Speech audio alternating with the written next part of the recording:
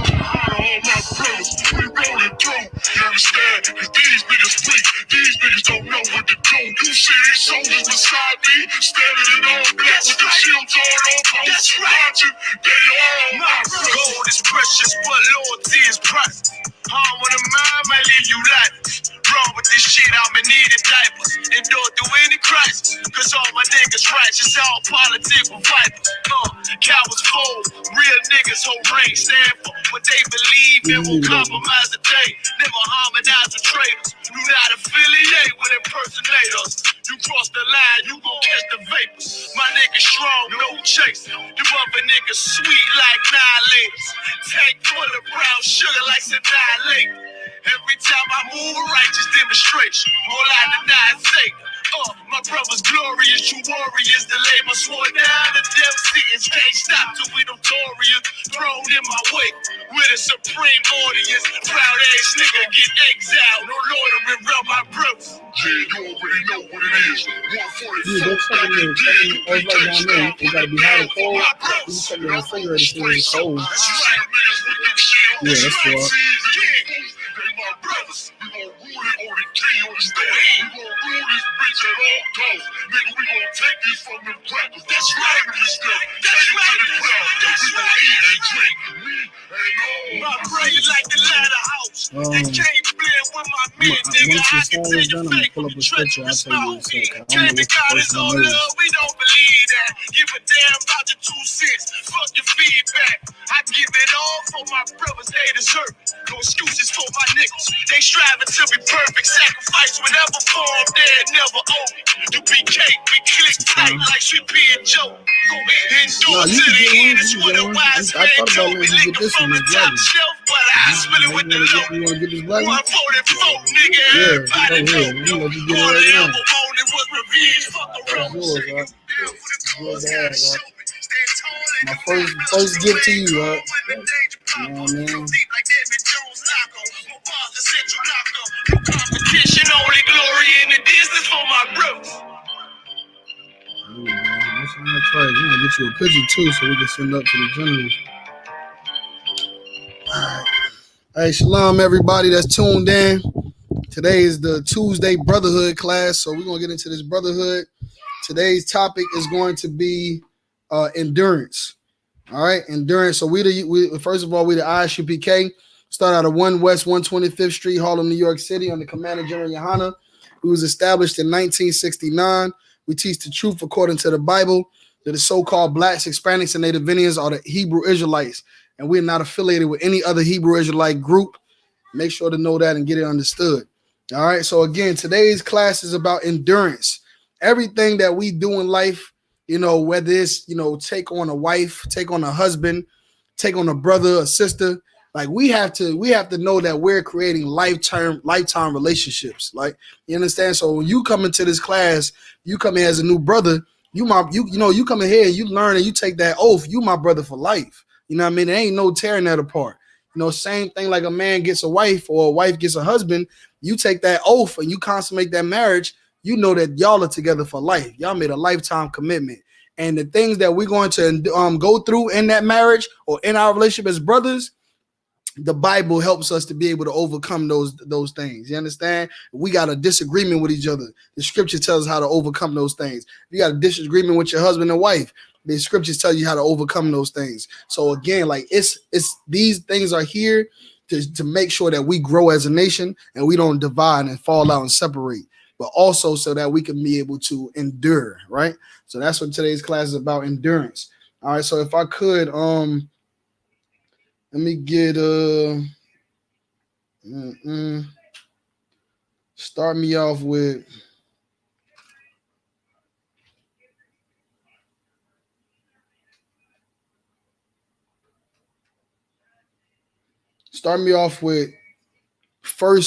Second Ezra 7 and 6. Start me off with Second Ezra. Oh, Second Ezra is in the Apocrypha. That's right here. No sweat. Second Ezra 7 and 6. So again, endurance is love, man. That's real love. Because you start a relationship with somebody, you can call them your friend, You can say I love you. All those other things. Second Ezra, yep, correct. 7 and 6. You can say all of these things, but unless you're going to, stay by this brother's side, stay by this sister's side forever, and not let nothing come between you to be able to stay strong and defeat our enemies, which is the real fight. That's the real fight. It's the spiritual warfare that we're going in as a people that are causing us to separate one another. So we can, because they say divided you fall, united you're strong. You know what I mean? So again, they trying to divide us. So when it comes to like brothers, when it comes to like our people, they say, how you ever heard of team light skin, team dark skin, stuff like that, or they got the elders against the younger cats like old heads tripping out here. They run over the old heads. The old heads like these little young niggas today is out of control, and they disown the young niggas, and we go at each other for all these different reasons. That's all what like what Willie Lynch talked about. Willie Lynch. Go ahead. And then that's just like, just speak up a little bit so he can hear you. So that's just like, back in the day with the Bloods and the Crips and started to divide us. I feel like absolutely right.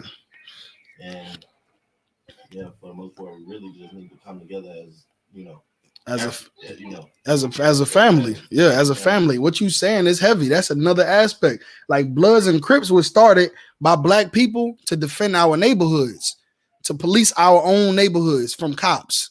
That's why Bloods and Crips was established, to defend our neighborhoods from cops and outside threats.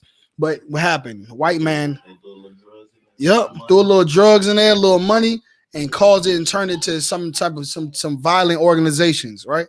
So again, they had to come together, and these Bloods and these Crips and these different organizations under camaraderie, brotherhood, but they didn't have the teachings to help them endure past those obstacles, the obstacles of money being thrown into the equation, hate being thrown in the equation, survival being thrown in the equation, or disagreements being thrown in the equation. They didn't have the teachings to endure through that.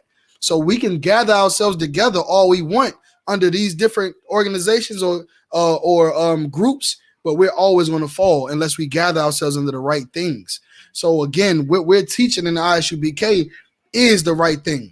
We're teaching brothers who they are, sisters who they are, their culture, their identity, their laws, statutes, and commandments, for them to be righteous, for them to really love each other, and for them to overcome their disagreements.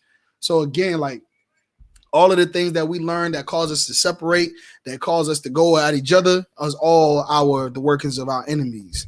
They're trying to keep us separated while they stay strong and rule over us. All right, so we have to endure. But that was a good example what you said with the gangs. That's a great example. Go ahead and read what you got. 7 and 6, verse 6. Yep. Just read it nice and loud and strong, God. Use that warrior spirit I know you got. There is also another thing. A city is built. No, you gotta read it like there's also another thing. Like you gotta read it. Read it. Uh-huh. There is also another thing. Mm-hmm. A city is built and set upon a broad field. Okay. So when I intervene, you stop, but always remember we left off to continue. All right. Mm-hmm. So there's a city that's being built on a broad field, right? Read it one more time. There is also another thing. A city is built and set upon a broad field. You understand? A city is being built upon a broad field. So we reading in the Bible right now. We need to know what city this is talking about. Go ahead and continue reading. It is full of all good things. Full of what? All good things. Full of what? All good things. It's full of drugs. Read it again. Well, I'm gonna say opposite what you say, and you're gonna read it again. From the top? No, right. Repeat. Keep repeating that. It is full of all good things. It's full of drugs. It is filled of all good things. It's filled with crime. It is filled of all good things. It's filled with whoredom. It is filled with all good things. Is any of the things I'm saying good? No. So these are not the things that's in that city. That's not what's in that city. This city is full of good things. All right. Because what do we see in the cities that we live in right now? Murder, drugs, like you said yesterday, prostitution. I mean abortion. Abortions. All of that. Hate for each other, brotherly, black on black crime, everything. Oppression, poverty, so on and so forth. Police brutality. This is not a good place. This is not the city that it's talking about. But we're going to find out more about this city and the good things that's in it. Go ahead and read. So,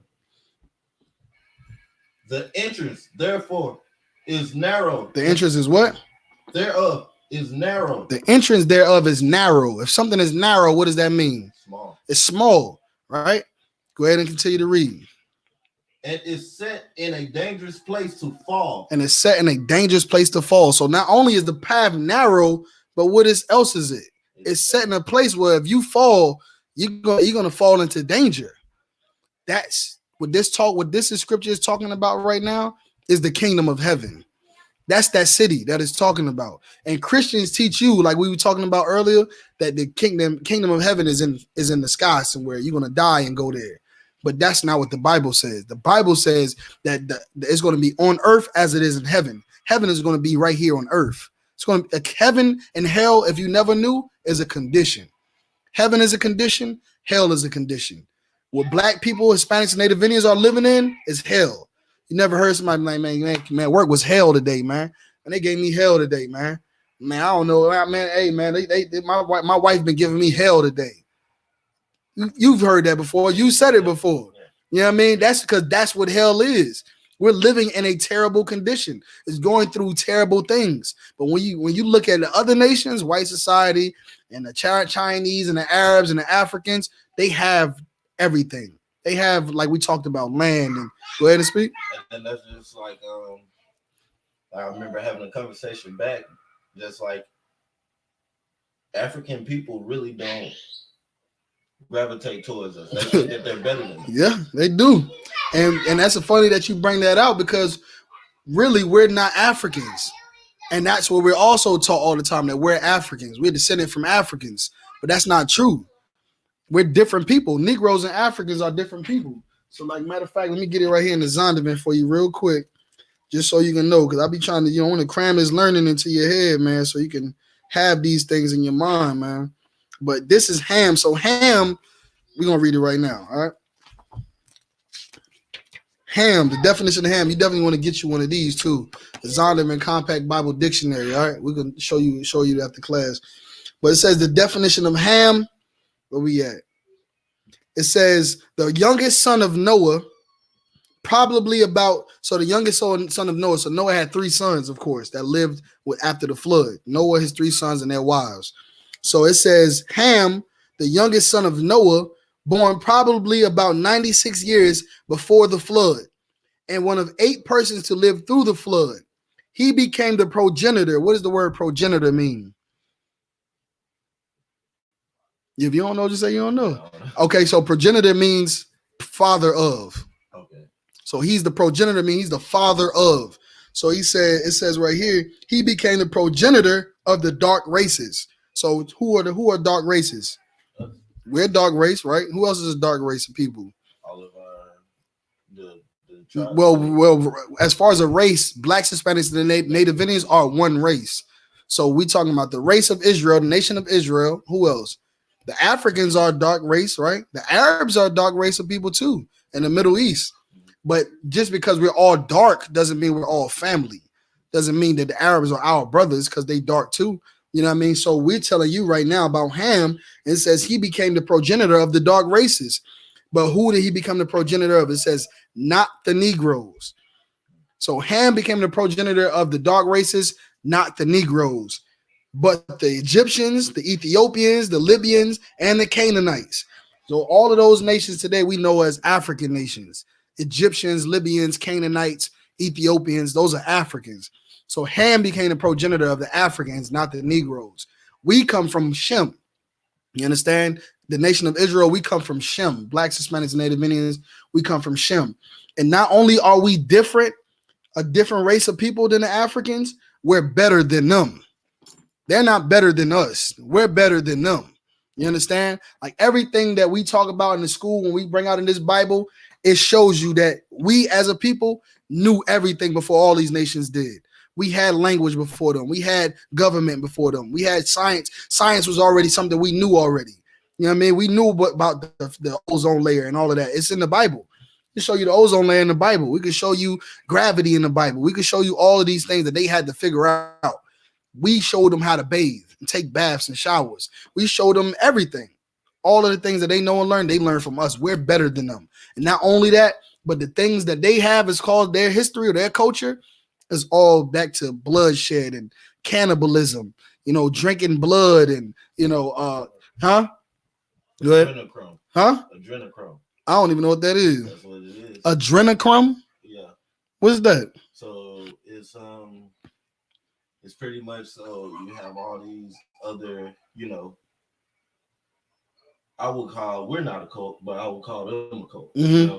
And it's even our forefathers not our forefathers, the fathers that created this nation, and like the Rockefellers and them, they in their rituals, that's what they would do. They would kidnap kids, they would torture them, and that's what they call it. It's adrenochrome, it's kids' blood adrenalized. Wow, that's what they call it, and that's what they do. Yeah. It ain't just Africans, it's the white man, it's all of them. Chinese people eating bats and got the Kung flu virus and the coronavirus and everything else. Like, they're nasty people, but we show them how to be civilized. We show them how to be clean and groomed. So we're better than them. We're different and we're better than them. All right, so let's get back to it. So that's just a quick lesson off the topic real quick, but read verse 7 again. I think we left off at.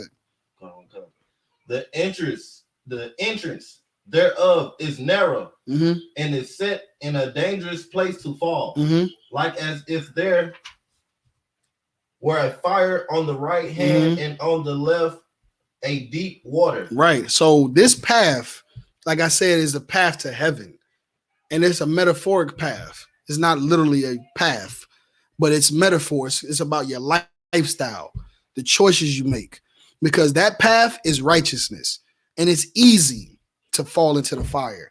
It's easy to fall into that lake because the path is narrow, right? So there ain't really much room for error. There ain't much room for I'm gonna get to it later. I'm gonna figure this out, this righteousness and stuff out later. Because while you're figuring it out, what are you not on? You're not on that path. You're not on that path. Where are you at? Probably falling. Where at? In the fire. In the fire. You're in the fire. You're in the deep water. You're in the with the sharks. So while you thinking you're gonna figure this out, this whole righteousness thing, and I'm gonna come into the truth when I get ready to, and I'm gonna follow these men like when I get ready to, you're going to suffer.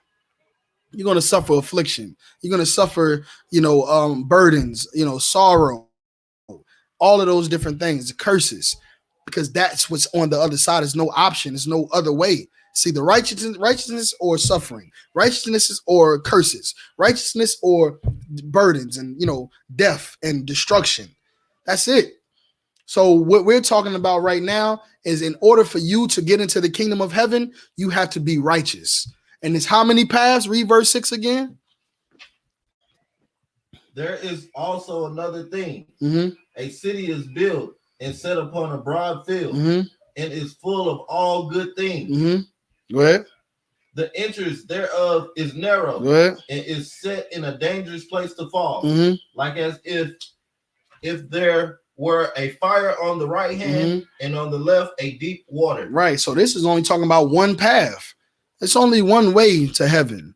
It's not you guys. You see these churches in these different denominations. How can it be the different denominations? How can it be y'all all teaching the same Bible, but you got the Baptist, the Methodist, the Pentecostal, the Jehovah's Witness, Seventh-day Adventist, all of these different. So how is it all of these different? That's different paths because y'all all believing in something different, but y'all all are Christians. Go ahead.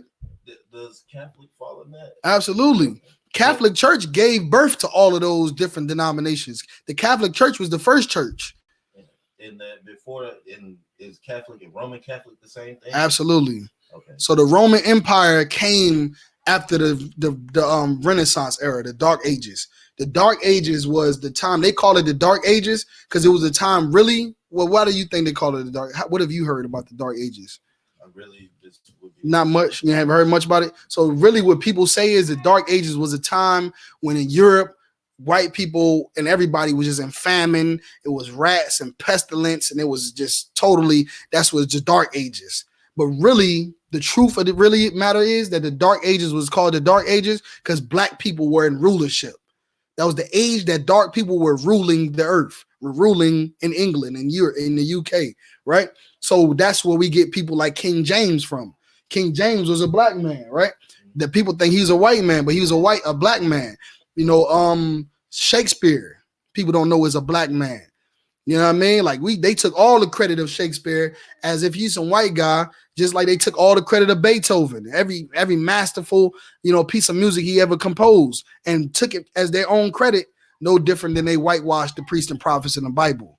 You know what I mean? So they've whitewashed our identity, and the whole entire Renaissance era was the time when black people were in rulership. But during that time, they commissioned these white painters to start painting the faces of these people, of Adam, of Solomon, of Jesus Christ. And they created white Jesus, and they created all that. And then that was the birth of the Roman Catholic Church. I remember when my grandma was alive and she told me my name. My name's spelled Darius after the King Darius of Persia. And King Darius of Persia, I did my own research as younger.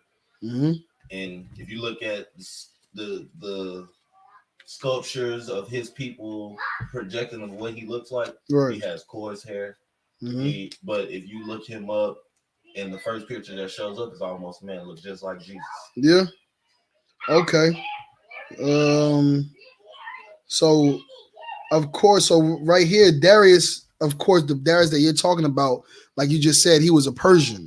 So in the scriptures right here, so we got under Darius, it says a common name for Medo-Persian rulers. So Darius the Mede, Gabaru, son of Ahasuerus, made a governor of Babylon by Cyrus, but he seems to have ruled for only a brief time. And it says, prominent in the book of Daniel, Darius Hystaspes, fourth and greatest of the Persian rulers, organized government into satrapies and extended boundaries of empire. Great builder, empire, says great builder, defeated by Greeks at Marathon 490 BC, renewed. So the Darius that you're talking about, even though they're dark people and they may look like us, they're not us. They're heathens. You know what I'm saying? Yeah, they're not our people. The Persians are not our people. All right. So but I get what you're saying though, but they're not our people. All right. And when you come in here in the UPK, you're gonna really receive a new name that's going to really mean something that's symbolic to your people. All right. And Darius will be no more. All right. No sign Christ. All right. So let's go ahead and get back into it. So we're talking about the kingdom of heaven and the path, and it only being one path in order for you to be righteous. In order for you to get into the kingdom of heaven, there's only one truth. There's only one truth. Is there many truths?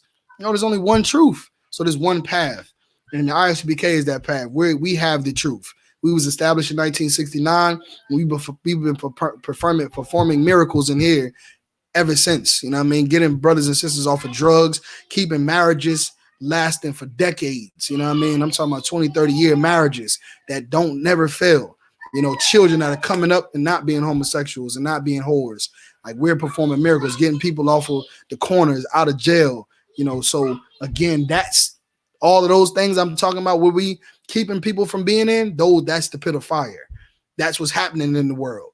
Everybody's on drugs. All of the relationships are failing. All the kids are turning homosexual, whores and gangbangers and shooters and everything else, but not in here, which is like why the scriptures say, a tree by its fruit. Like, you see what the brothers and sisters in here are coming and being reformed to, shows you that this is the truth. All right. So we talking about the path. Go ahead and read. Continue to read. On 8. Yeah, go ahead and down to 8. And one only path between them both. How many? And one only path between them both. Like I said, it's only one path. Go ahead and continue. Even between the fire and the water, so small that there could but one man go there at once. Right. Because what brothers and sisters are gonna find out is that this ain't popular. The truth is not popular. It's not something like we read in the scriptures yesterday when it says that their children spoke well of the false prophets. They spoke well of them. Like, no, they don't speak well of the UPK.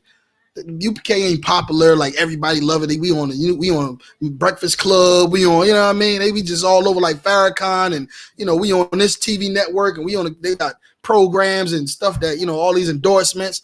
No, that's not us. You understand? So what you're going to realize is you finding this truth and coming in here is a rare event. And it's not going to be something that your buddy's going to come and join with you.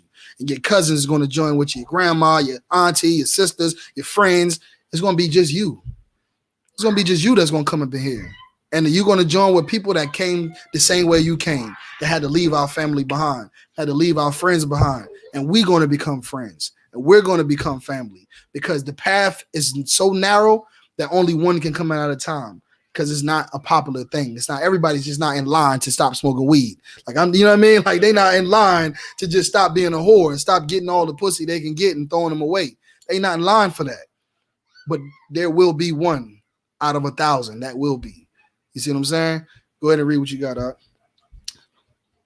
But I would like to add on to that, when it comes to numbers, you see the Christian church, everybody running the Christian church. It's 1,000, 50,000 people in the Christian church, right? They all up in there. It's a place that everybody wants to be. You can, you got sisters in there with the whole ass is just, you know what I mean? Just the skirts on. We in church just to see her. You know what I mean? We clapping and beating that tambourine just to sit behind Miss Shirley. You know what I mean? To see that cake. And that's really, this is a place where everybody come and be themselves and be the whores that they are, sell drugs still, everything they're going to do, still get high. But in here, that's not where you can do those things. So when you come in here, those are things that you're going to be, they're going to be convicted. Those are the things that are going to be checked. And you have to be strong. You have to endure to be able to shed yourself of the world, become better, and inherit this city that's full of all good things. You understand? So with that being said, the UPK ain't gonna be known for numbers. We got all these brothers. We got thousands and thousands. We can march down Detroit Ave and Wall Street. We can march thousands of brothers in ranks. That's not what we're gonna be about. But I guarantee you, in the UPK, two lions is gonna be better than 1,000 sheep. You see what I'm saying? 2 lions gonna be better than 10 sheep, because the brothers that are coming in here are strong. The sisters that come in here are strong. They're battling something that these men and women in the world cannot battle. That they haven't even embarked on trying to attack. They're weak to drugs and weak to sex and weak to drugs and everything else. I mean, they just weak to those things. So you came in and you fought that. You fought those demons, and that makes you strong. And we're going to stand in the army of the Lord and fight, whether if it's 10 opponents, 20 opponents, 30 opponents. The more the glorious, the more they are, the glorious the win will be for us. You understand? You ever thought about it yourself? Like, you don't want to just fight one person, you want to fight 2 and 3 of them. Because what if I beat you? You a boxer, you know what I mean? Yeah. I'm gonna beat you up, bro. Like, like send 2 more in here, because that's the spirit in the UPK. Like we're gonna be one man taking down armies, 10 men, 300 men taking down kingdoms, because we have the Lord, the power of the Most High. We don't need the power of numbers. We have the power of the Most High. You understand? So again, that path is narrow, and only the strong will come in here. Only the strong will come in, and only the strong will survive. And that's why we're talking about endurance right now. Go ahead and continue reading. If this city now were given unto a man for inheritance, if he never shall pass the danger set before it, how shall he receive this inheritance? Right. This kingdom, that city that's full of good things, it's for you, Ak. It's for you. It's yours. It's your inheritance. No different if your dad left you a $2 trillion. It's yours. Your name is on it. He waiting for you to turn 18 and graduate from high school, and you can get it. Well, this is the same thing. Our Father in heaven left us the kingdom of heaven. It's for us. And our expectations to be able to receive that is to be righteous, to follow the law, statutes, and commandments. But again, read that part again. If this city now were given unto a man for inheritance, right? If he never shall pass the danger set before it. Right. If you don't follow these laws, statutes, and commandments, meaning you're in the fire. You're in the deep water. You out here living your life the way you want to live it. You know what I mean? Singing all the songs that you just sing your life and just give validation to the life that you want to live as a whore and as a prostitute or a drug dealer. Whatever you doing, eating pork, shrimp, crab, and lobster, marrying, racially marrying, whatever. Like those lifestyles that you living as against God, you're in the fire. You're in the pit. You're in the deep water. And this place called the kingdom of heaven is your inheritance, but you cannot get it if you want to stay doing the life that you want to live. You come up in here and you hear the truth and you start to change your life. And then a month later, 2 months later, you go back to that again. You're opting out of your inheritance. Like I said, we're not forcing nobody to come in here and put a crown on your head. This is for you to decide. Because I'm not going to reward you. The Most High is going to reward you. He's going to give you the reward, the blessings, the increase. So again, you just have to endure. But if it's for you to have and it's there, you're not going to be able to receive it if you don't stay on that path. Go ahead and read, Doc. How shall he receive this inheritance? Mm-hmm. I'll go down to 10. Go ahead. Come. And I said, it is so, Lord. Then said he unto me, mm-hmm. Even so also is Israel's portion. Mm-hmm. Because for their sakes I made the world. Mm-hmm. And when Adam transgressed my statutes. Hold on. So again, this is the Israel's portion. So when they say like everybody can be saved, or we be like only blacks, Hispanics, and Native Indians can be saved, they be like, well, what about the white man? Well, what about the Chinese? Can they be saved? What about the Africans? Can they be saved? But what do they need to be saved from? They're in heaven. They're in heaven. They own the land, the Diamond District, Hollywood. They own the rain, for God's sake. You know what I mean? We can't even collect rainwater without having a law of committing a crime. They own everything. They got an army, a language, currency, all of those different things. Why do they need to be saved? But those people who say that are those same people we talked about that just love the white man so much. And there's something wrong with us that we're in this condition. And what about them? We got to save Tom. We got to save Tom too. Instead of looking inward at their brothers and sisters that are suffering every day. And I'm talking about as a nation. This ain't just some type of phenomenon. You know what I mean? Like this just, like, oh damn, like this, how are you struggling? Like this one black man is struggling. We don't know how it happened. It's just a rare occasion. No, blacks, Hispanics, and Native Indians all over the earth are suffering. You understand? And they don't want to see that. Instead, they want to save the white man. They want to save the Arabs and the Chinese. But the Lord said, what again? Read that part again. And I said, it is so, Lord. Mm-hmm. Then said he unto me, mm-hmm. Even so also is Israel's portion. That's what he said. This is Israel's portion. The kingdom of heaven is for Israel. When Christ returns for his second coming and coming to save his people, he's saving blacks, Hispanics, and Native Indians. The ones that changed their lives, that shed themselves to the world without having been forced to. They did it on their own. They say, you know what? I'm tired of being a drug dealer. I'm tired of destroying my people. I'm tired of destroying myself. I'm about to change my life. I'm about to fight for something greater than myself. You know what I mean? I'm about to change my life and create a greater life for my children, for my children's children. You know what I mean? And they changed their life. So when Christ returned, that's who he's coming to save. The people that are in captivity, that are being patient, following his laws and statutes and commandments, being patient, warring on the streets every day, trying to change the lives of his people. He's coming back to save them. That's our portion of the kingdom of heaven. That's for us. You understand? We're going to build a wall around the kingdom of heaven like Trump wanted to build a wall against the Mexicans for the white man not to be able to get into the kingdom of heaven. So they can live on the outskirts and suffer and be trying to get up in here to get jobs, to get better pay, to get, to partake in all these good things, like the scripture just said. But it's for us. Go ahead and read.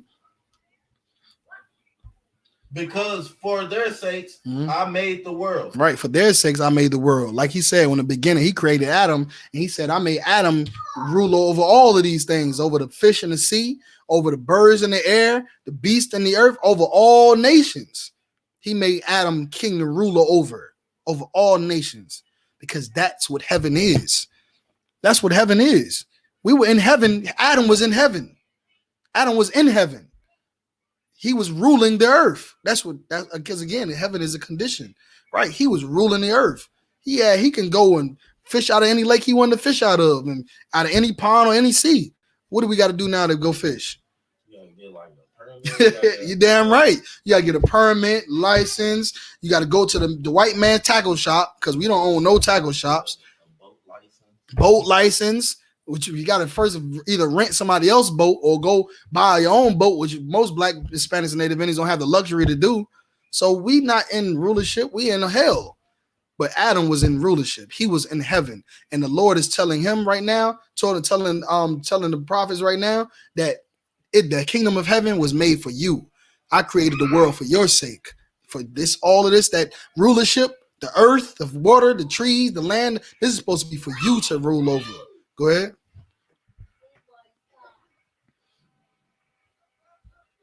And when Adam transgressed my statutes, then was decreed, and now is done. When Adam did what?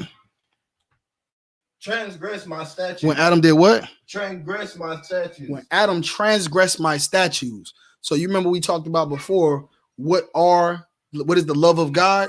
And I said it's not just the commandments, it's the statutes, it's the laws. Adam had the laws way back. Moses wasn't the first one to come with the commandments and all that. He's just the first one to have it written for all man to see. But Adam Ben had the laws. He Ben knew what he was and was not supposed to do. And he had the kingdom of heaven. But how did he lose the kingdom of heaven? He transgressed the statutes. He broke the laws. So what are we talking about right now? For us in slavery right now today, because of what happened in Adam's time, or what happened in time of Solomon, or what happened in the time of David, and all of the kings that ruled before us that caused us to be in captivity after Moses and all that. What are we fighting? How are we going to get into kingdom rulership now? By not transgressing the statutes, by following law, statutes, and commandments. So we don't have to be poor. We don't have to have failing businesses. We can be successful. All of those things are blessings. You know what I mean? Like that's heavenly. Like when you go into Deuteronomy, the 28th chapter, it says, if you follow my law, statutes, and commandments, I'll make you ruler over all nations on the face of the earth. You'll put this nation, Blacks, Hispanics, and Native Indians, over all nations. We'll rule over them. But if you don't follow my law, statutes, and commandments, then you'll be under all these nations. And you will suffer. You will go to them in one of all things: food, water, clothes, shelter, toothpicks, boats, fishing rods. You understand? Everything. That's because that is the true way into getting into heaven.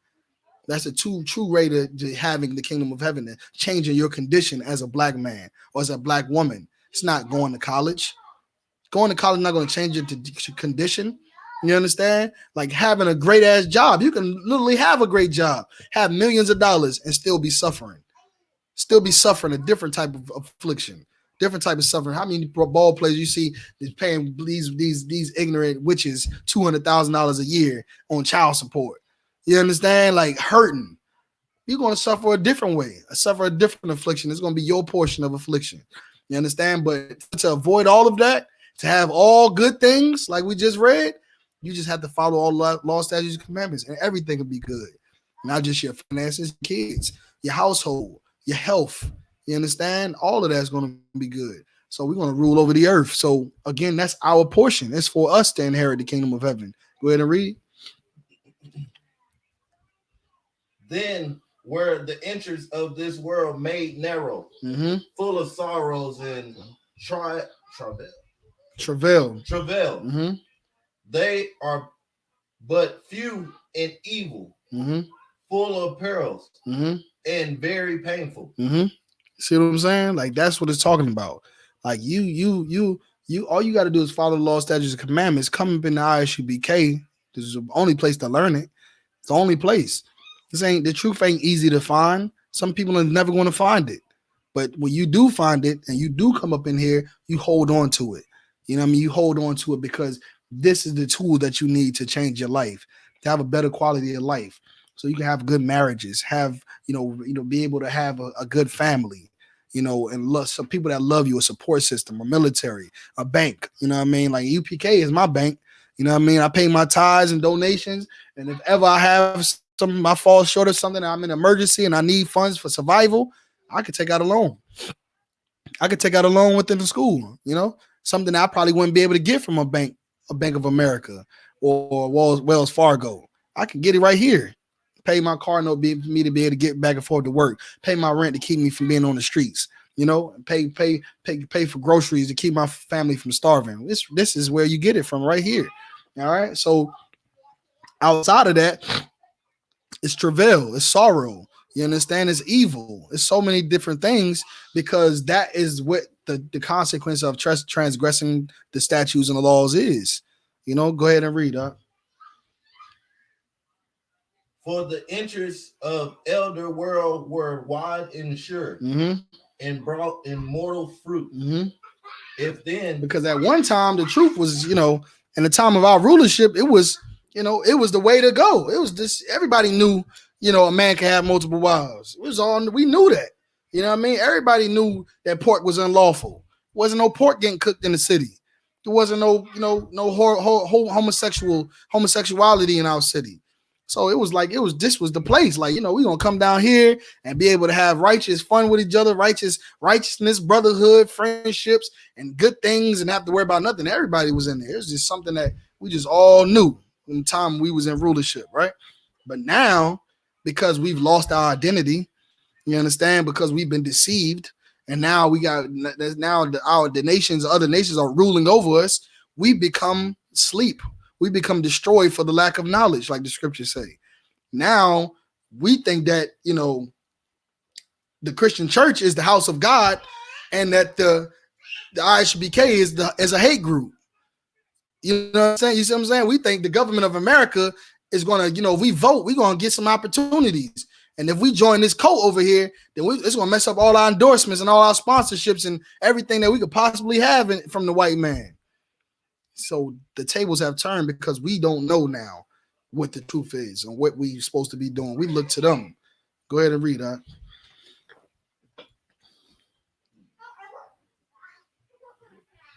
If then they that labor not to enter these straight in vain things, they can never receive those that are laid up for them. Go ahead, read that one more time. If then they that labor not to enter these straight in vain things, they can never receive those that are laid up for them. Right. Like if you cannot come up in here and change your life and really work towards something greater, then you'll never receive it. You're never going to receive what the Lord has in store for you. I mean, like you're never going to receive it. Like you have to shed yourself of the world. You have to be patient. It ain't gonna happen over the night. You ain't gonna be able to just come in here and just stop smoking weed, stop smoking cigarettes, stop being an alcoholic, you know what I mean, and be moderate with your drinking, and put away those old things, and then a few months down the line, you start back everything that you put away little by little. You start back doing it again because you're not going to inherit the kingdom of heaven. You're not going to get what the Lord promised us. That you have to labor and labor, do the work of the Lord, basically. That's what it is, the labor. You have to do the work of the Lord, setting yourself in the world, fighting for your brothers and sisters that are in this truth. You know what I mean? Fighting for your nation. Like everybody that's outside of U.P.K may hate me, but I love them. And I'm going to fight for them. And they may not know it, but I'm fighting for them. You understand? I'm laboring for them. I stopped smoking weed for them. You understand? Because I love them. Just like I love Christ. I stopped smoking cigarettes for Christ. You understand? You see what I'm saying? That's brotherhood. And you have to endure, because we're going to get into it. I don't want to give it up. Go ahead and read up.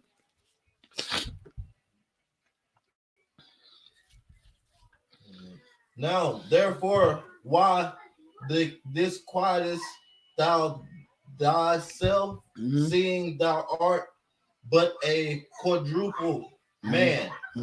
And why art thou moved, whereas thou art but mortal? You know what? Drop that. Let's get it. Let's get Ecclesiastes 12 and 13. That's in the regular. It's in the regular Bible. Not the regular Bible, but that's in the yeah, right there. That's Ecclesiastes 12 and 13.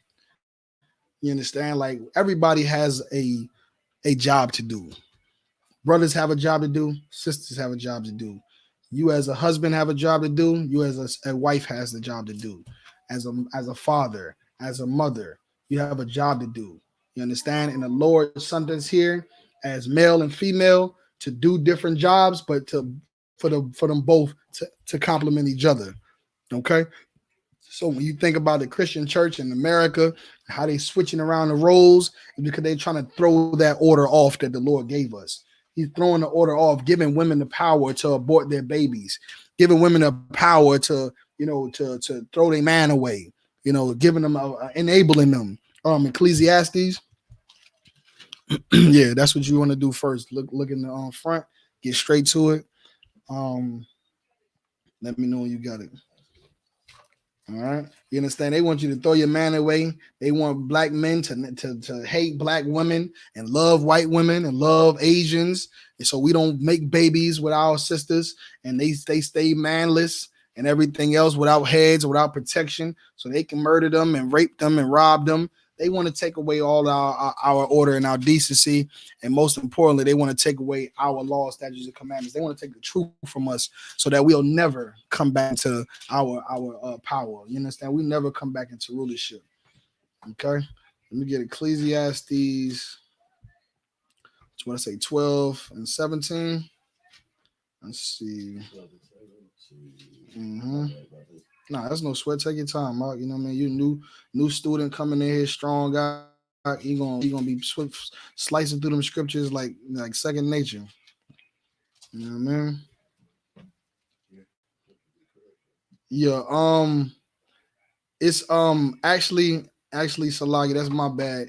Let me get this. It's an Apocrypha. I need Ecclesiasticus. All right. Let me get that right quick in the Apocrypha. You understand? Everybody, y'all not here right now. We're gonna get the young man a hand. You know what I'm saying? Young man, Darius coming up in here strong in San Antonio, found the truth, ready to get in here, put on his armor of God, put on his gird up his loins and do the work of the Lord. You know what I mean? So this brother coming in here strong, and we're gonna make sure that we raise him under the command of Jenny Hanna to be a good warrior, a good soldier. You got Ecclesiasticus 12 and 13. Go ahead and read. Woe be to fearful hearts and faint hands. Woe be to what? Fearful hearts and faint hands. Woe be to fearful hearts and faint hands. You understand? What does that mean? War. Woe. Okay, so what does woe mean? War. Right, destruction. War means destruction. Hold on. Am I at the right scripture? 12 and 13. Hold on. Let me see. I could be at the wrong one. Okay, yeah. You had it right on the first time in the scripture over here in the Bible. Let me see right there in the scripture right here, Ecclesiastes. Right. I think you just read the wrong scripture, but is Ecclesiastes chapter 12, verse 13. Okay, brother gonna get it for us. Salakia, everybody. So if you could get to it, Ecclesiastes chapter 12, verse 13, we're gonna read it to you. So we're getting into it right now. Like I said, everybody has a role. Blacks, Hispanics, Native Indians, you men and women have a role to do. Go ahead and read what you got. Nice and loud. And further, by these my son be admonished in making many books. Let me see where you at.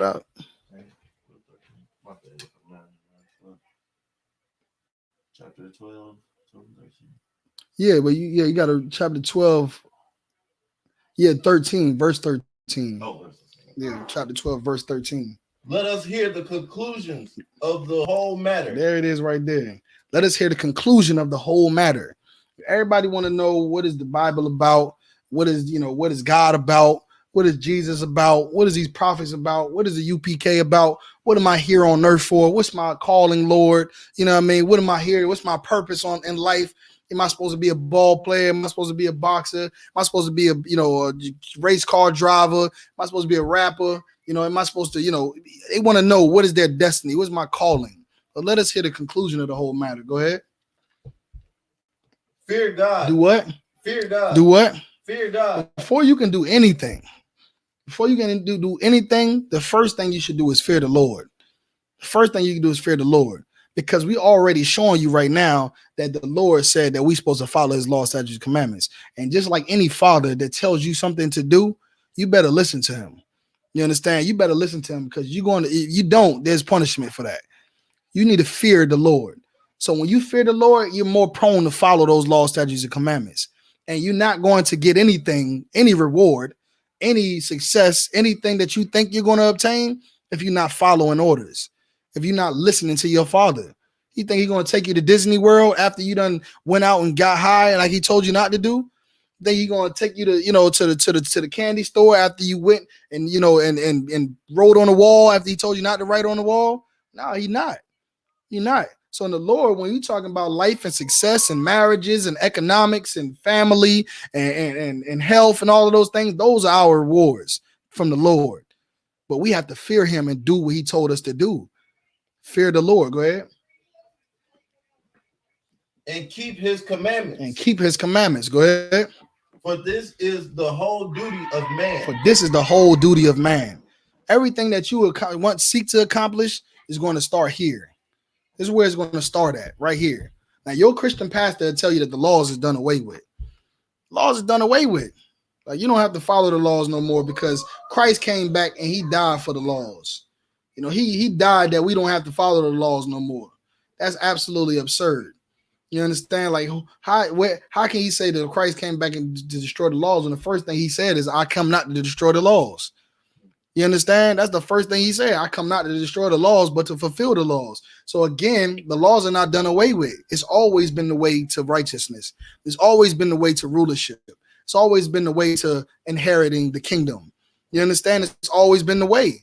So again, this is the duty of all. This is the duty of man, that we follow, that we fear the Lord and follow his commandments. So again, we need to not listen to the Christian church. Give me Mark chapter 4, verse 16. We need to not listen to the Christian church. A lot of you not even in the Christian church. You're not even in the Muslim mosque, but you don't know that you're still a Christian. You don't know that even though you're a Muslim and you're not a Muslim no more, you're still a Christian. You're still a Christian. You know what I mean? Like, all of you are Christians. You can be an atheist and you're still a Christian. You can be a Buddhist and you're still a Christian. Rastafarian Christian. Taoist Christian. You're Christians, man. You're Christians. And you don't know that because you think that you're living by your own heart and mind and your own understanding, or because you serve Allah, or because you serve Buddha, but you're Christians, man. Mark chapter 12, I think. What did I say? Mark 4 and 16. Salaki. Mm-hmm. And this is the book of Mark, chapter 4. Say it like that. So say the book, the chapter, and the verse, and then read. Book of Mark, chapter 4, verse 16. Go ahead. And these are they likewise which are sworn on stony ground. Sown. So this sown, like you sow something, like you sow an oat or you sow a seed. That's what I'm saying. So these are those that were sown on stony ground. So what we're reading right now is a parable. A parable is like an allegory or a metaphor. So it's telling you the parable of the sower, meaning the planter. You know what I mean? So the planter plants seeds. He plants seeds on stony ground. Go ahead.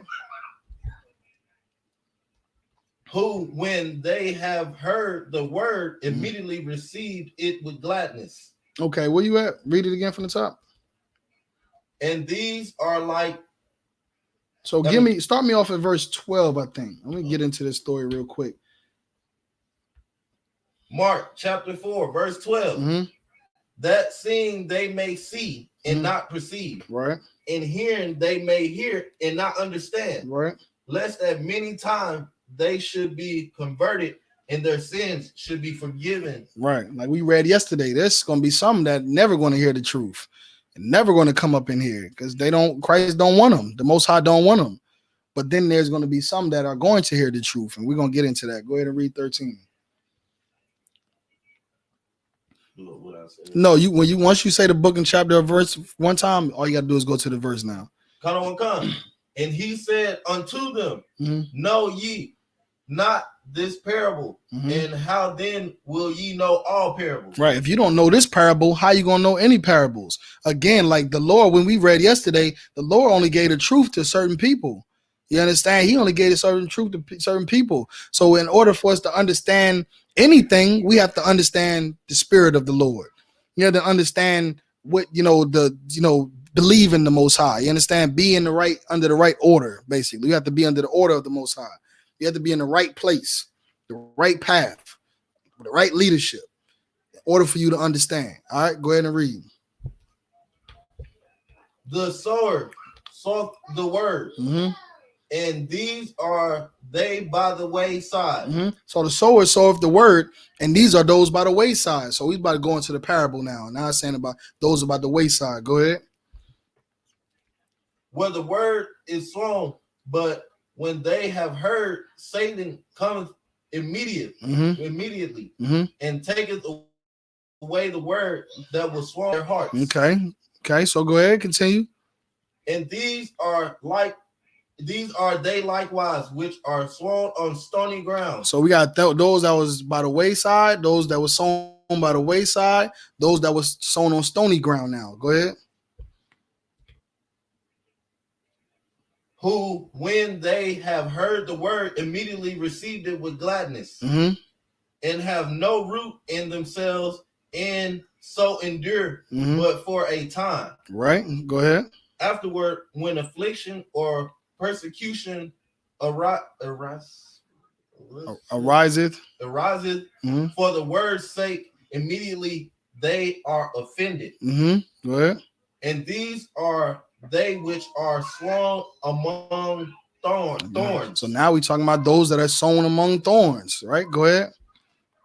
Such as hear the word, and the cares of this world, and the deceitfulness of riches, and the lust of other things entering in, choke the word, and it becometh unfruitful. Go ahead. And these are they which are sown on good ground, such as hear the word and receive it, and bring forth fruit, some 30-fold, some 60, and some in 100. That's the end of that verse? That's the end of the verse? Yeah, the verse. Most High Christ. So do you understand what was being said right there? Some was doing, So we talking about a sower. I got seeds, and I throw a seed on the wayside. And because it's by the wayside, it grows, but it doesn't grow all the way. Then I throw some seeds on a stony ground. You know how Tupac said he the rose that grew out of concrete. So he throw seed on stony ground. There might be some growth there, but then it might go away because it can't get deeply rooted. And then they got the seeds that were planted by thorns, and the thorns choke them out. The thorns choke the plant from growing. And then there's those that were sown wheat seeds that were planted on good ground, and they was able to grow and become a field of flowers. You understand? Field of plants. So let's break it down. Let's go back to 13. Let's break it down. The parable. Go ahead. And he said unto them, know ye not this parable? And how then will ye know all parables? So again, this is a parable. I'm asking you. You don't even understand it right now because you have to be taught this. Like this had to be taught to me. It has to be taught because in order for you to be a teacher, you have to first be retaught. So what you're learning in the Christian church is all lies. You're not going to truly learn until you get in here what these parables are, because it's not given unto them. It's given unto the U.P.K, right? We know that the Lord is with the I.S.U.P.K since 1969. So now I'm going to break it down for you regarding this topic of endurance. Go ahead and read. The sower sowed the word. So the sower, which is I said, like the planter, soweth the word, the seed or the word, meaning the truth, right? So instead of we talking about a planter sowing seeds, we're talking about a teacher teaching the truth. Go ahead. And these are they by the wayside, where the word is sown. But when they have heard, Satan cometh immediately and taketh away the word that was sown in their hearts. So now, boom. So now we talking about a people that hear the truth and immediately they was right for a second. So how I like to always liken this to is when we at camp. Like when we at camp, we on the mic. This the white man is the goddamn devil, and Christ died for blacks, Hispanics, and Native Indians, and so on and so forth. And then it's that one brother that come up and he like, damn, these brothers saying just for that second, he like, man. And then what happened? What did it say? Read it right. Read that last ending part. Then the devil. Satan cometh immediately. Right. Satan cometh immediately. Satan can come in the form of a phone call. So he like, damn, these brothers. Hello. Oh yeah, I'm heading there right now. I'm about to. Now he done got disconnected that quick to something that he was about to get that was going to be rubies in his life, changing his life. He like, damn, like these brothers bringing out something so heavy. Then they friend come on, man, come on, we gotta go. Like these bitches is waiting on us. No, excuse my language. Go ahead. You know, when I met Captain Yachty. Captain Yachty's up. We were out. Yeah, we were out. Yeah, we was big out. We was out. You understand? Go ahead. My friend, we actually got into it because he had two girls right there. See? And I told him, wait, and man, that's so crazy and powerful, bro. Yeah. It literally is crazy because I could have easily, and we got in a whole argument. He's like, man, you worried about that, man. Yeah. They were ready to go. They ready. Yeah.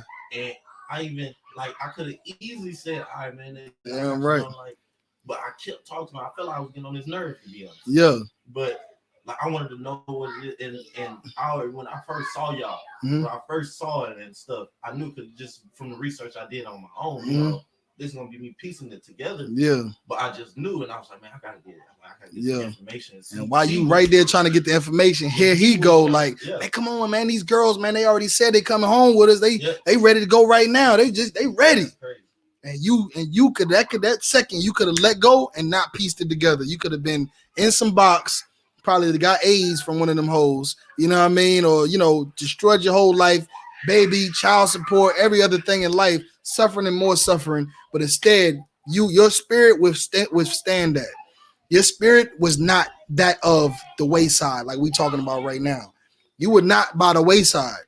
You understand? Like the truth fell on you and you were not by the wayside. Something just couldn't come up right when you about to attach to it and take you away. You didn't allow that. But there are people that happens to every day. That Satan is knowing, like, damn, he talking to them priests and prophets. Let me see. Let me send this big booty girl walk by him right quick. See if that get him. Oh, damn, like, hey, what's your name? Or let me send a phone or have his auntie, somebody call him. He like, hey, what's going on? Yeah, and he got to walk away. That's what it's talking about right now. When your first taste of the truth, of being able to hear something that you never heard, seeing something that you never seen, and now immediately something comes in, which is Satan himself, and distracts you from the truth, distracts you from what's going to change your life, distracts you from what's going to be good for you, for your wife to be, for your family, for your health, for your pockets, everything. Distract you from it, man. And it's going and not only are you going to be distracted from the good to be able to get somewhere to receive the good things, where you going to go? To the bad things. It's AIDS waiting for you around that corner. It's there. It's waiting for you right now. All you got to do is just be there. Just go there. Go. Leave the truth. Go. It's there. Death is waiting for you. It's there. It's waiting for you right now. All that you expect, all your expectations that you have and your goals, the Lord is just, the Lord is, piss on that. That's what, like beat it. Like we don't need more scientists. We don't need more carpenters. We need more soldiers. That's what we need. So are you out here thinking that you're gonna avoid doing this and go be this and be that and the third and live your life how you want to live it? The Lord gonna put an end to all that. But if you come up in here, you have it all, and it'll be in its purest form. You'll have a marriage without the and be able to assume that your wife is not going to go sleep with other men. You can assume that. Like my wife is not going to go sleep with another man. She's loyal. You can know your kids are not going to grow up homosexuals. You know you're going to be taken care of. Everything that you have is going to be pure and good. So again, that wasn't you, brother, but that is many brothers and sisters. Go ahead and continue reading. No, keep on going. And these are they likewise, which are sown on stony ground. Now we're talking about those that are sold on stony ground, right? Go ahead. Who, when they have heard the word, immediately received it with gladness. Right. They like, oh, damn, it's the home of the truth. Y'all brothers is teaching. Y'all brothers is real. Let me see. How I can be a part of this. How I can get down. Y'all teaching the truth, man. I'm knowing the truth. I've been thinking all the things y'all saying is things I've been thinking about all my life. My mama used to teach me this. My grandma taught me this, and I knew this about something about the Christian church that I knew was wrong. Something about white people that I knew they was just evil. I knew, man, where I can, hey, come to class, we got class from these days. Come to class, and they going be like, yeah, man, I'm there. Go ahead. And have no root in themselves. No what? Root in themselves. Go ahead. And so endure but for a time. Right. Afterward, when affliction of persecution ariseth for the word's sake, immediately they are offended. Right. So these people, they come up in here, they come to class, they put on a war scarf, you know what I mean, and put on all black. You know, sisters be like this, and they all submission and count out of one concert and everything else. But as soon as they put something on Facebook that's out of the spirit, and we gotta be like, hey, sis, that's not the right spirit. You gotta have to take this down. Well, what you mean it's not in the right spirit? Well, what you mean I gotta stop this to stop that? Oh, they come to class for weeks, 2 months at a time, hear all of these good teachings, taking notes and hear it all. Then you hit one button, they ain't hear nothing about yet. You say, yeah, you can't smoke weed. You know, weed is unlawful. And they in the back of the class and they pop their head up like, oh, y'all can't smoke weed in here? Oh, nah, yeah, this ain't for me. Oh, I'm offended. Like, I mean, you get them a checking, because we get checked in here. This is a military. You do something wrong, there's a brother gonna have to weigh the correction out about a grain of salt, meaning we ain't gonna just jump on your head immediately, but we gonna correct you. That's love. But there could be a time where you can really get checked. And as a man, you have to not be offended, like he's talking about right now. You can't be offended. You know what I mean? Like, would you rather somebody just be all love, like we talk about in the Christian church, and just let you do wrong things and just, just still love you anyway? Would you rather somebody be like, you can't do that, brother? Like, that's not right. It's gonna cause you to die. It's gonna cause you to suffer. It's gonna cause you to get AIDS, get cancer, and you're gonna lose your family. You're gonna hurt your kids, and your kids gonna suffer. You can't do this. It's not the way to do it. You're supposed to do it like this, sister. Do it like that. Don't do that. Don't do that. Do this. Do it that way. Don't do it that way. Do it this way. That's correction. That's correction. And some people are not ready for correction. They're not ready for correction. They think that this is a place that they're gonna come like any other place and do whatever the hell they want to do, but it's not. Because in here we have an order and decency, and we have men that are ruling over this place under the authority of the Lord, with the authority of the Lord. And like we just read about Christ yesterday, he ain't playing. You know what I mean? Neither are we, because we know that this, like the scripture says. Let me see, what's the scripture? No.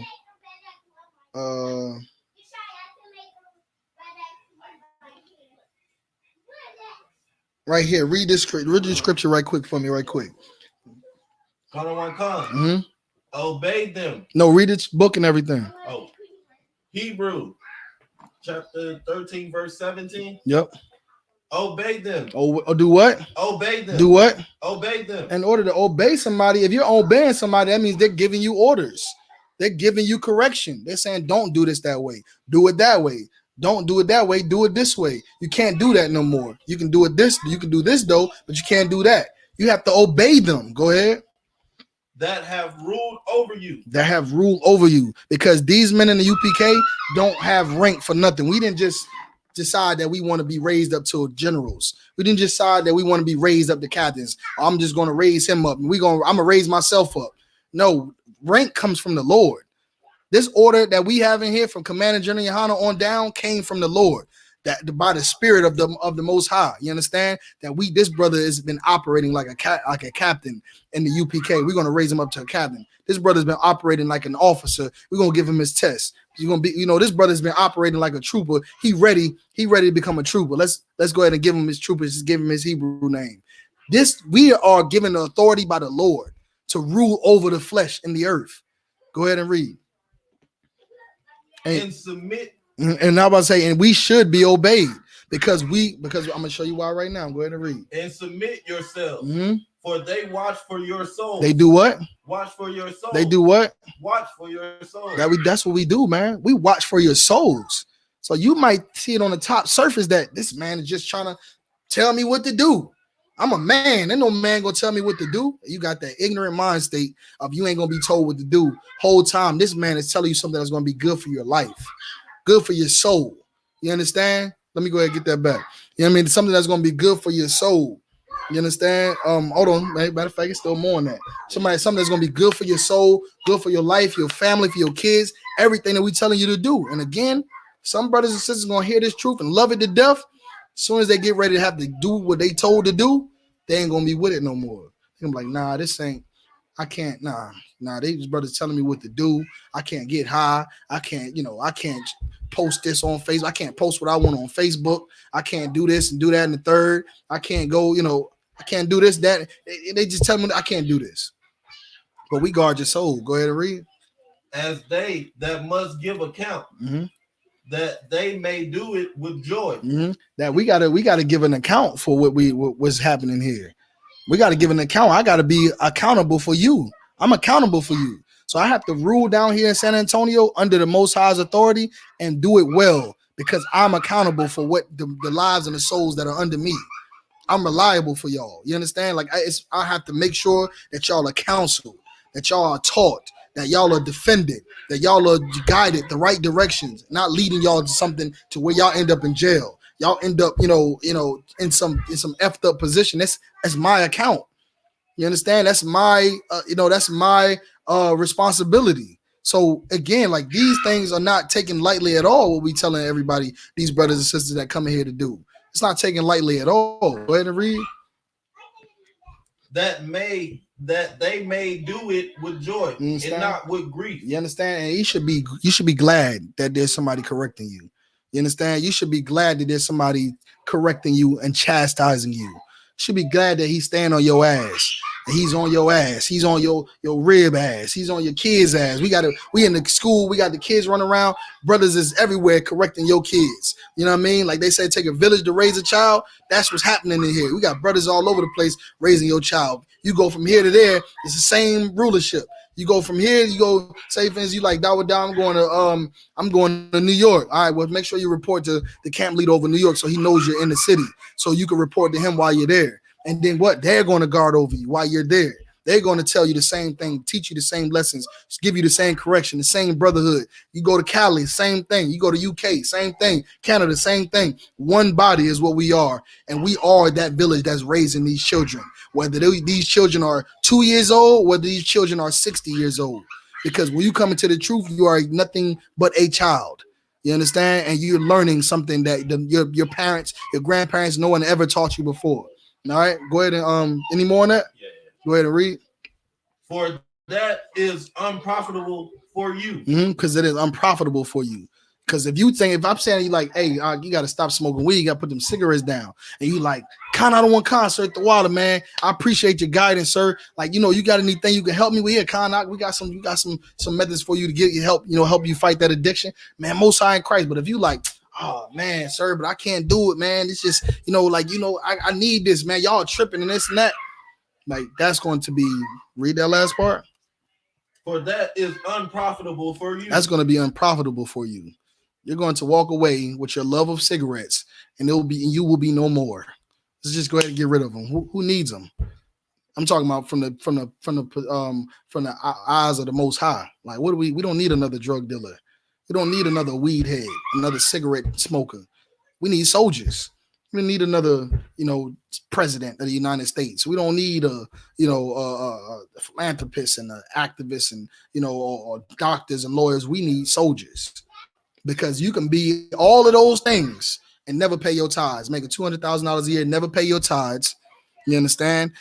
Probably spending money on drugs, buying whores and everything else. And you're more of a problem than you were without the money. You see what I'm saying? So again, like, we need brothers in here to become doctors and lawyers. We need doctors and lawyers in here, soldiers, different like the military. Like the military, they're going to put you through basic training, but you might just be going there to be an IT guy. Yes. You see what I'm saying? You might just be going to be an IT guy, but you're going to learn how to use that AK though, and to fight on the front line and follow orders. Same thing in here. Like, it don't matter what your profession is if you're not going to be a soldier for the Most High. You understand? Any more on that? All right, let me get back to where he was. Verse 17. Come. That's where we left off at. So yeah, so the ground, so you left off at offend you, offend them. Oh yeah. And these are they which are sown among thorns, such as hear the word, and the cares of the world, and the deceitfulness of riches, and the lust of other things entering in. Again, like this is the person that don't care about getting check-ins. They'll take 1,000 check-ins. Y'all go in the room and sit down. No, go sit down. You wouldn't need no water if y'all wasn't acting up. Go sit down. Like I said, these people make it. They don't, care. You can check them 1,000 times, but they just cannot let go of the world because they love having sex with whores. Something about having sex with whores and just not having no responsibilities to this woman that I just enjoy. Just getting my rocks off and walking away. Something about getting high and not worrying about none of my problems anymore, none of my responsibilities. Something about that. Something about having a man, using him for his money, getting his ride, and then walking away. Like they say, get the bread, get the head, then leave, right? Yeah, right. That's what they say, right? Get the bread, get the head, then leave. And they glorify, and that's sisters' themes. That's some sisters. That's their theme song, and it sings, and glory and validates their lifestyle. That's what I want to say with with that, yeah, and that just recently started happening. And I grew up around like my aunt and my grandma that was listening to Lil Kim and stuff like that. Yeah, and, he said Lil Kim, Lil Kim, the baddest bitch. But at the same time, like she wasn't, yeah, like what they were talking about, and just really about just even putting us down even more. Like the white man already putting us down. That's why we need these sisters to come put us down even more. Hey, bro, what you saying is so heavy right now. I'm about to give you the mic and have you come over here and let you teach, because you bringing out something so heavy right now, because that is the truth. Because anything that goes into tearing families apart or making marriages bad, or the woman against the man against the woman, is Satan. It's the work of Satan. It's like we just talked about yesterday. It's all that's happening is that these brothers and sisters is doing the work of the white man. They're doing the right work with the white man. The white man is wanting to oppress us and separate us and destroy our families, and they carry it out through these women. They carry it out through these black men, through these Hispanic, Native Indian men and women. They carry it out through them. Now we're the ones that are throwing each other down, kicking each other out the house, beating each other up, killing each other, hating one another. That's all what we learn from them. So again, like everything is shifting because these people that hate us are ruling the earth. They are over Hollywood. They over the sports industry. You know what I mean? They over the sports industries. You're gonna have to make sure you right and tight when you get ready to go into these pros and these leagues and stuff, because they will try to extort you and pimp you.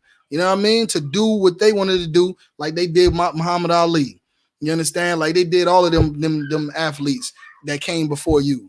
You know what I mean? So they Garment District, they over all of these Fortune 500 companies. So in turn, when you want to become successful and you want to do those things, you almost got to shed yourself of being black, shed yourself of being Hispanic and Native Indian in order to be successful. And what does that mean? That means you got to turn into the brother from Django that was in the house looking at the slaves outside. You know what I mean? And then now, what are you doing for us besides helping the white man tear us apart? You want to say something? And that's just like with like you said with boxing.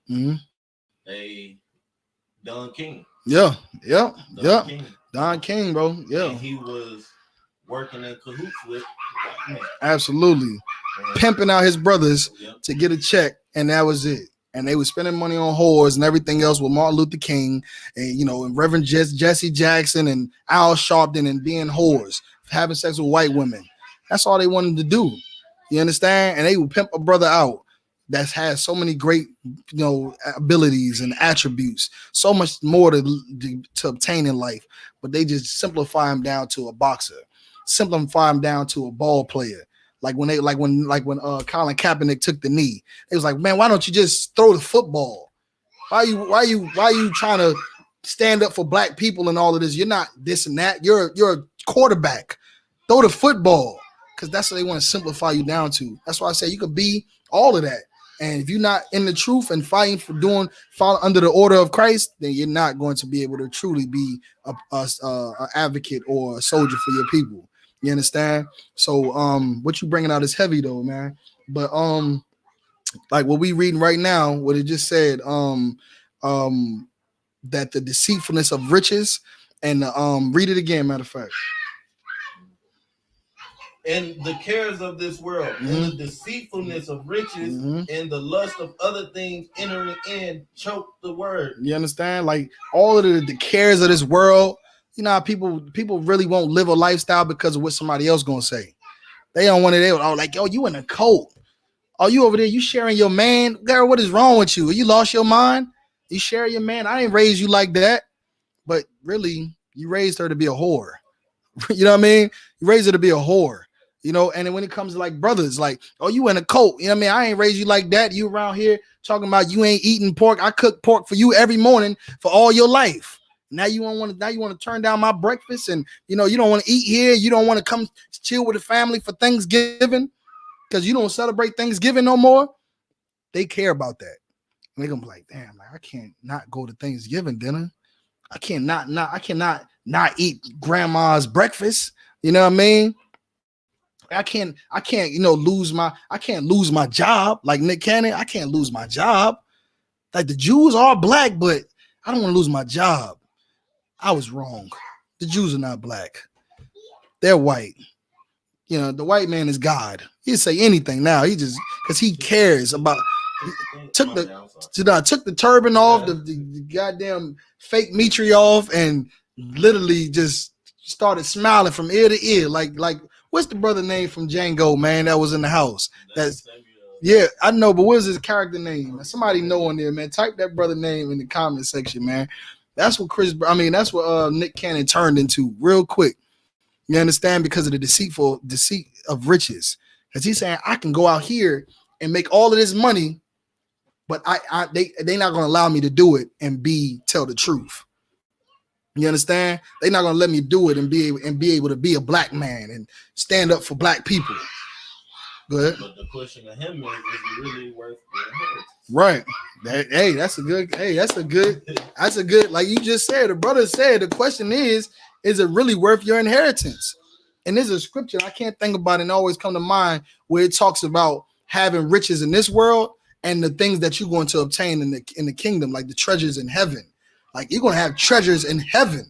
So what is you rather rule in heaven? I mean, in hell, rather than serve in heaven and have the kingdom and rulership?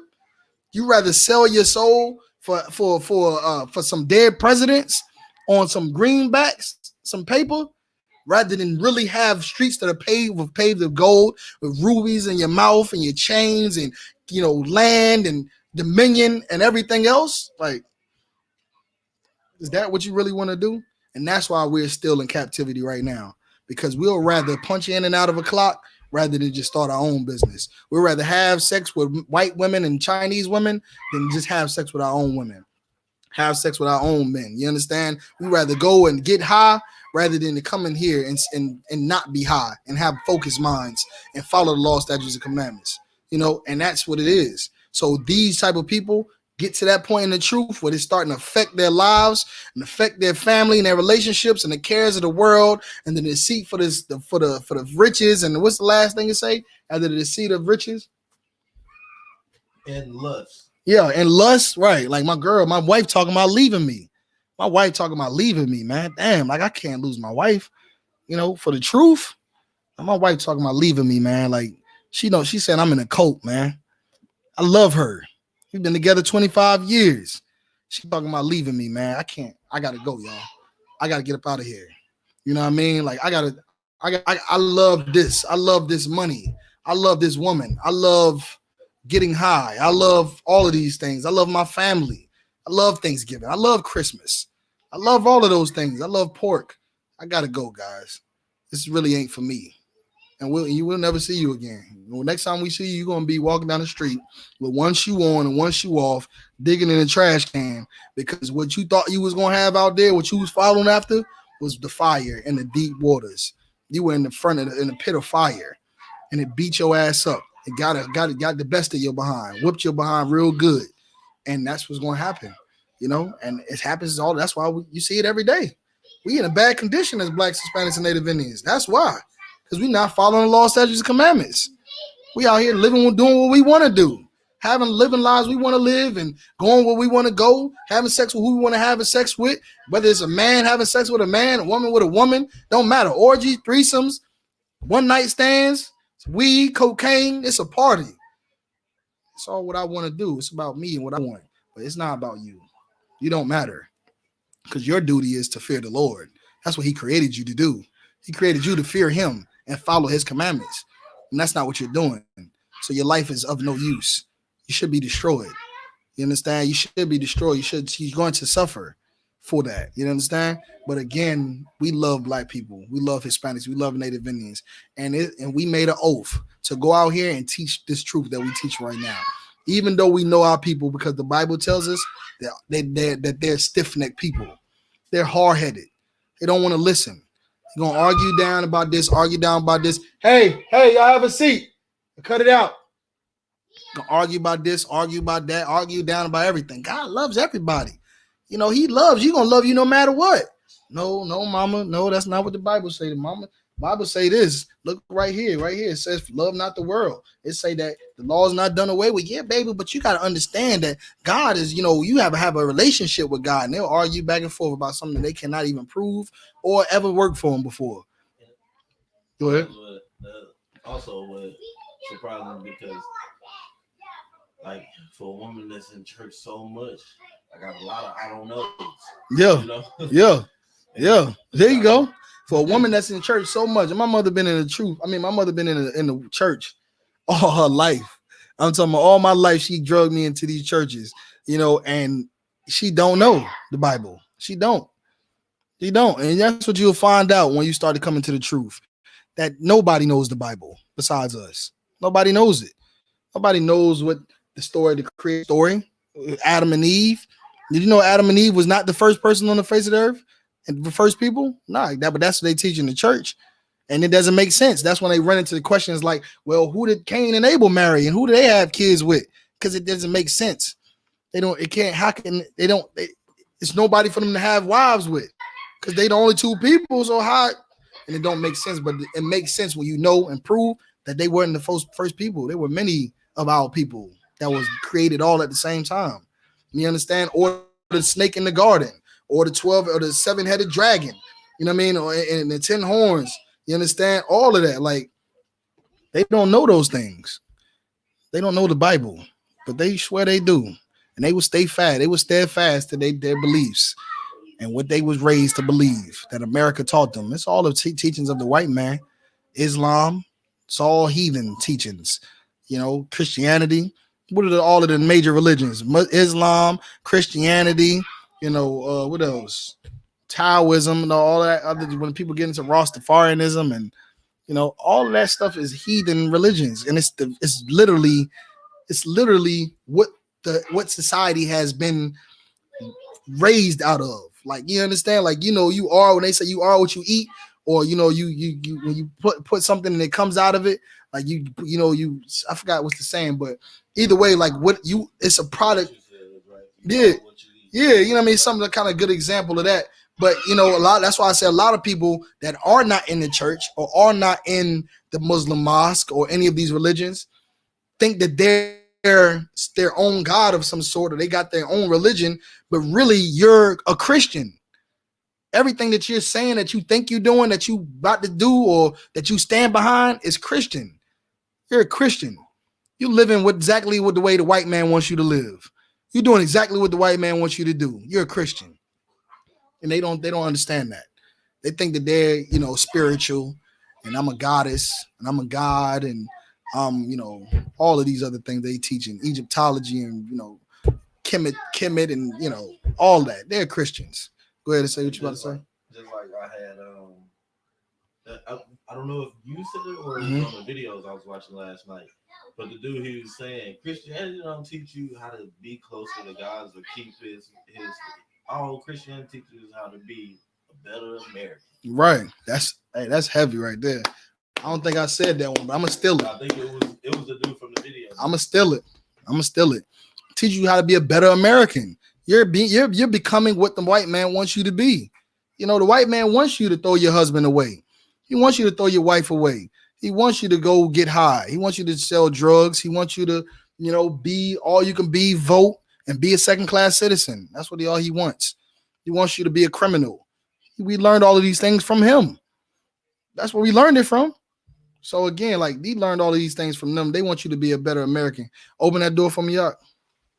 He wants you to be a better American. And a lot of you sisters and brothers are good Americans, man. Are outstanding Americans. And you shouldn't be Americans. You should be what the Lord called you to be, which is a Hebrew Israelite under the Most High in Christ, under Commander Jenny Yohana, man. You understand? So that we can be able to fight and defend this nation. Shalom, huh? You understand? So we can fight and defend this nation. All right. So go ahead and read what you got, huh?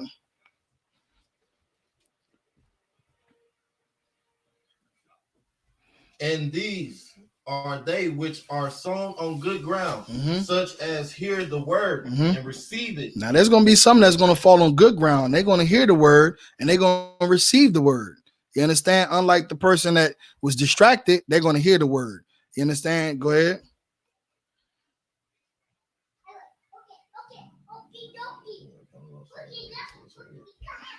I think he was at 16. Maybe not. Maybe he was further down. Yeah. Okay, I see.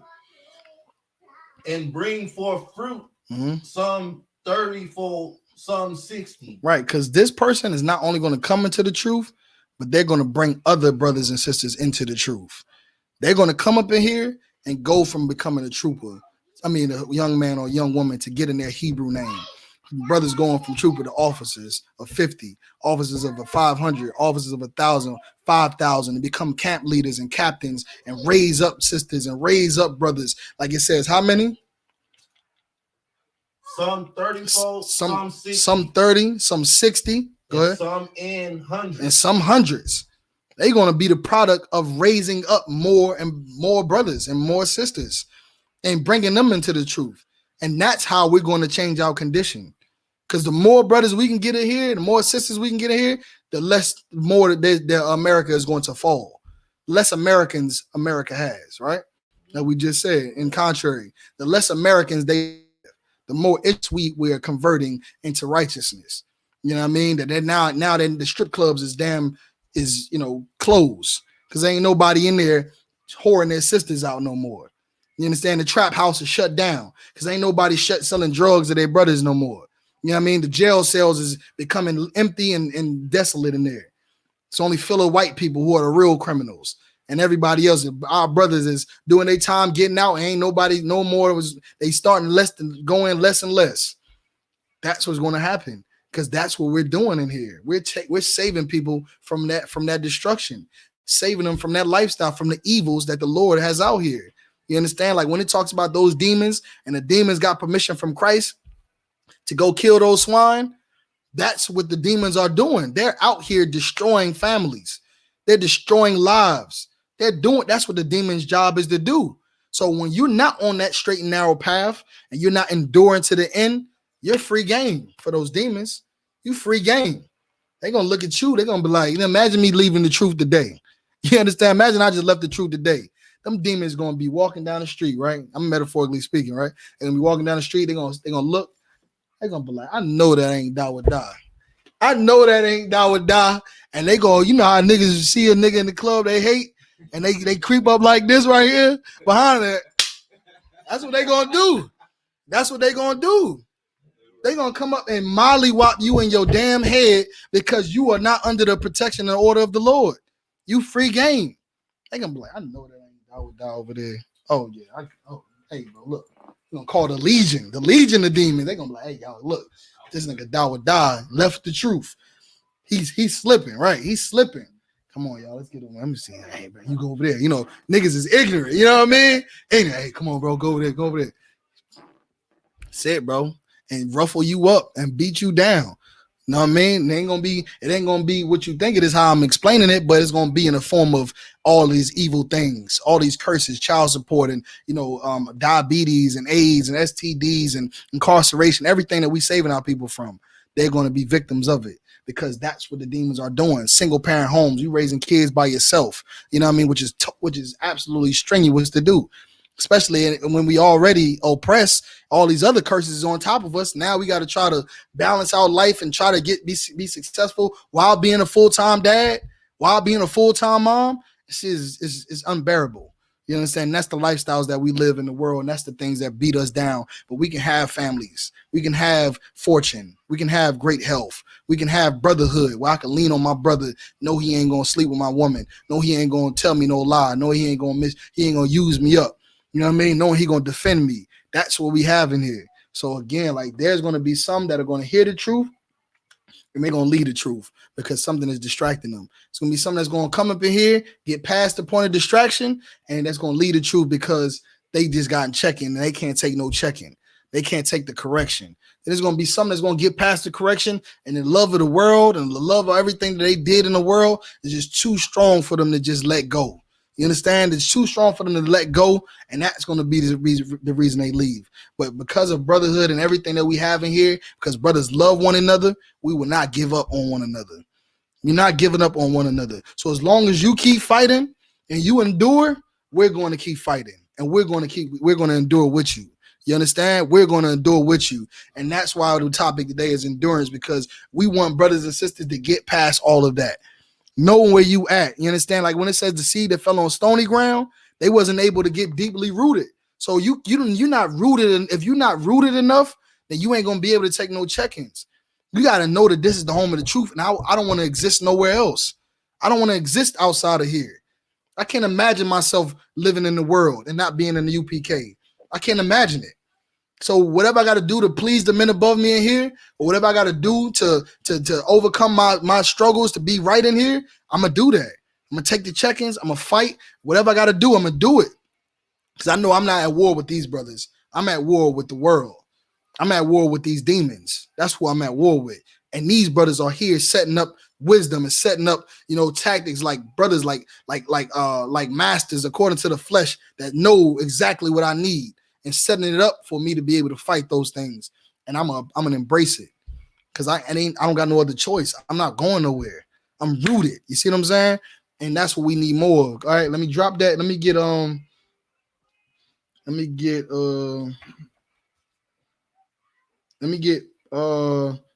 Proverbs 3:11. Ooh-wee. Proverbs chapter 3, verse 11. Because again, like a lot of people don't understand when you in this truth, you in a good place, man. Like you in a good place when you up in here. Yeah, if you got it already? Yeah, man, you in a good place. You doing well up in here, man. You getting the love that you need, the teaching you need. You understand? You getting everything. If you could just pull up a chair on this side, let him get that chair right there. Take that chair, Shemai one, and you just get this one. That way y'all can both be sitting on each side. You know what I mean? Yeah, let him get that chair. You understand? A lot of y'all don't realize you're in a good place. Like you have everything you need here. Like this place called the UPK is like that city that we just described, where it's all good things. It's so many good things in here, man. So many good things, and you can partake in those things and benefit from it. But you have to stay here. You have to be here. You have to apply yourself. You have to fight your demons. Your demons is telling you that you can come in here and do whatever you want to do, and you don't have to live according to what the expectations of a woman is. You don't have to live according to what the expectations of a brother is in here. And that you're going to come up in here and laugh and smile and do what you want to do, but you out of your goddamn mind. And you'll get checked for that. And that's the point where I get into the next scripture. Because when we going to check you in the UPK, we're going to check you in the UPK. Because we're going to make you uncomfortable so that you can really fight your demons. You understand? We're going to put it right in your face so you can know that you are the one that's fucking up. And you got to change your ways, or this is going to happen to you. If this is what you want, then no sweat. You understand? And other than that, get right. Stop doing this. Do this that way. Pick that up. Drop that. Don't do it this way. Do it that way. And a lot of people, like I said, are going to leave. But this is why I get into this scripture right here. Go ahead. The book of Proverbs, chapter 3, verse 11. My son, despise not the chastening. My what? My son, despise not the chastening. Despise not the chastening. What are we saying? What is he saying? Don't You sure you raise your hand? Huh? Go ahead. Like don't look down on like getting chastised. Right. Don't despise it. Don't look at it like as a bad thing. That's right, Doc. Don't look at it as a bad thing. You know what I mean? Because it's not a bad thing. Like we just said, we chastising you to make you better. That's what we doing it for, because we guard your souls. So it says, my son, despise not the chastening. Go ahead. Of the Lord. Neither be weary of his correction. Go ahead. Verse 12. But whom the Lord loveth, whom the Lord what? Whom the Lord loveth. Whom the Lord what? Loveth. Whom the Lord loveth. Go ahead.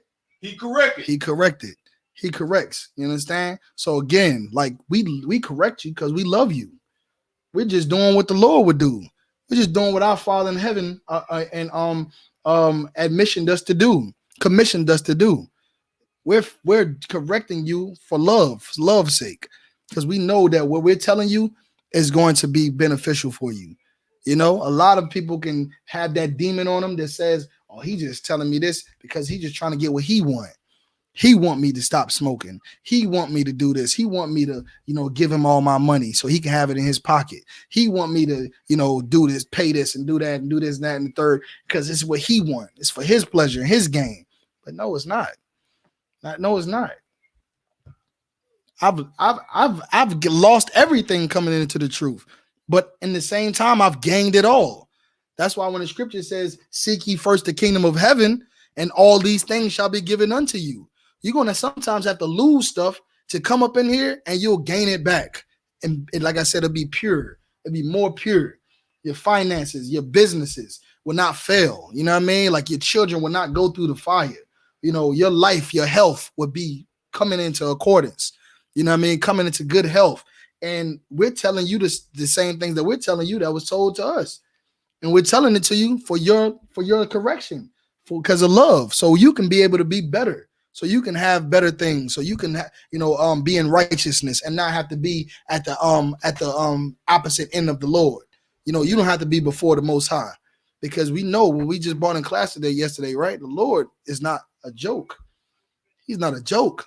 Like Christ said when he come back, he says, "Bring them before me that didn't want to believe in me, and what?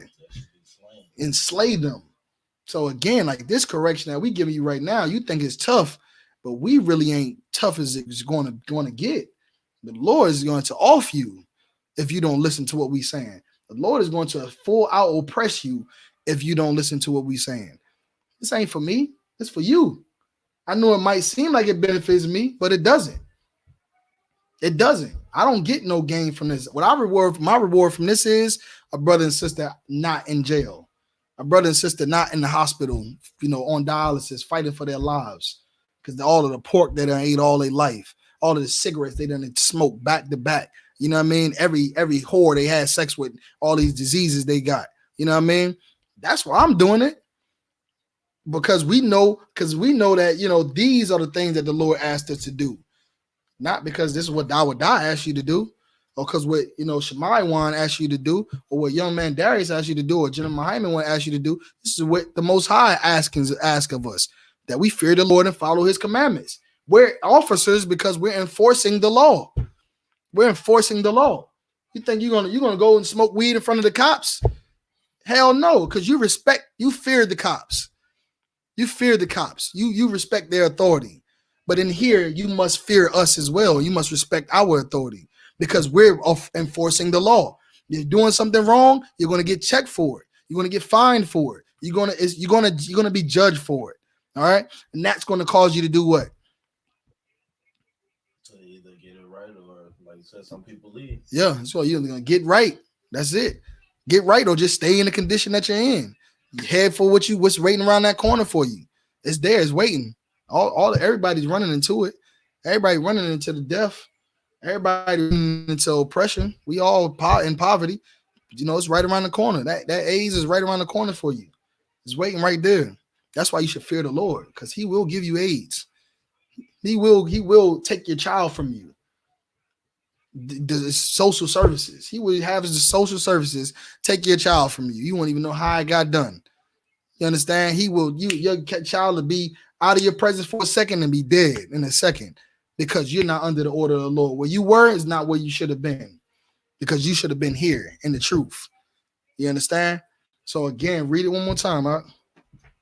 From 11. Khan. Book of Proverbs, chapter 3, verse 11.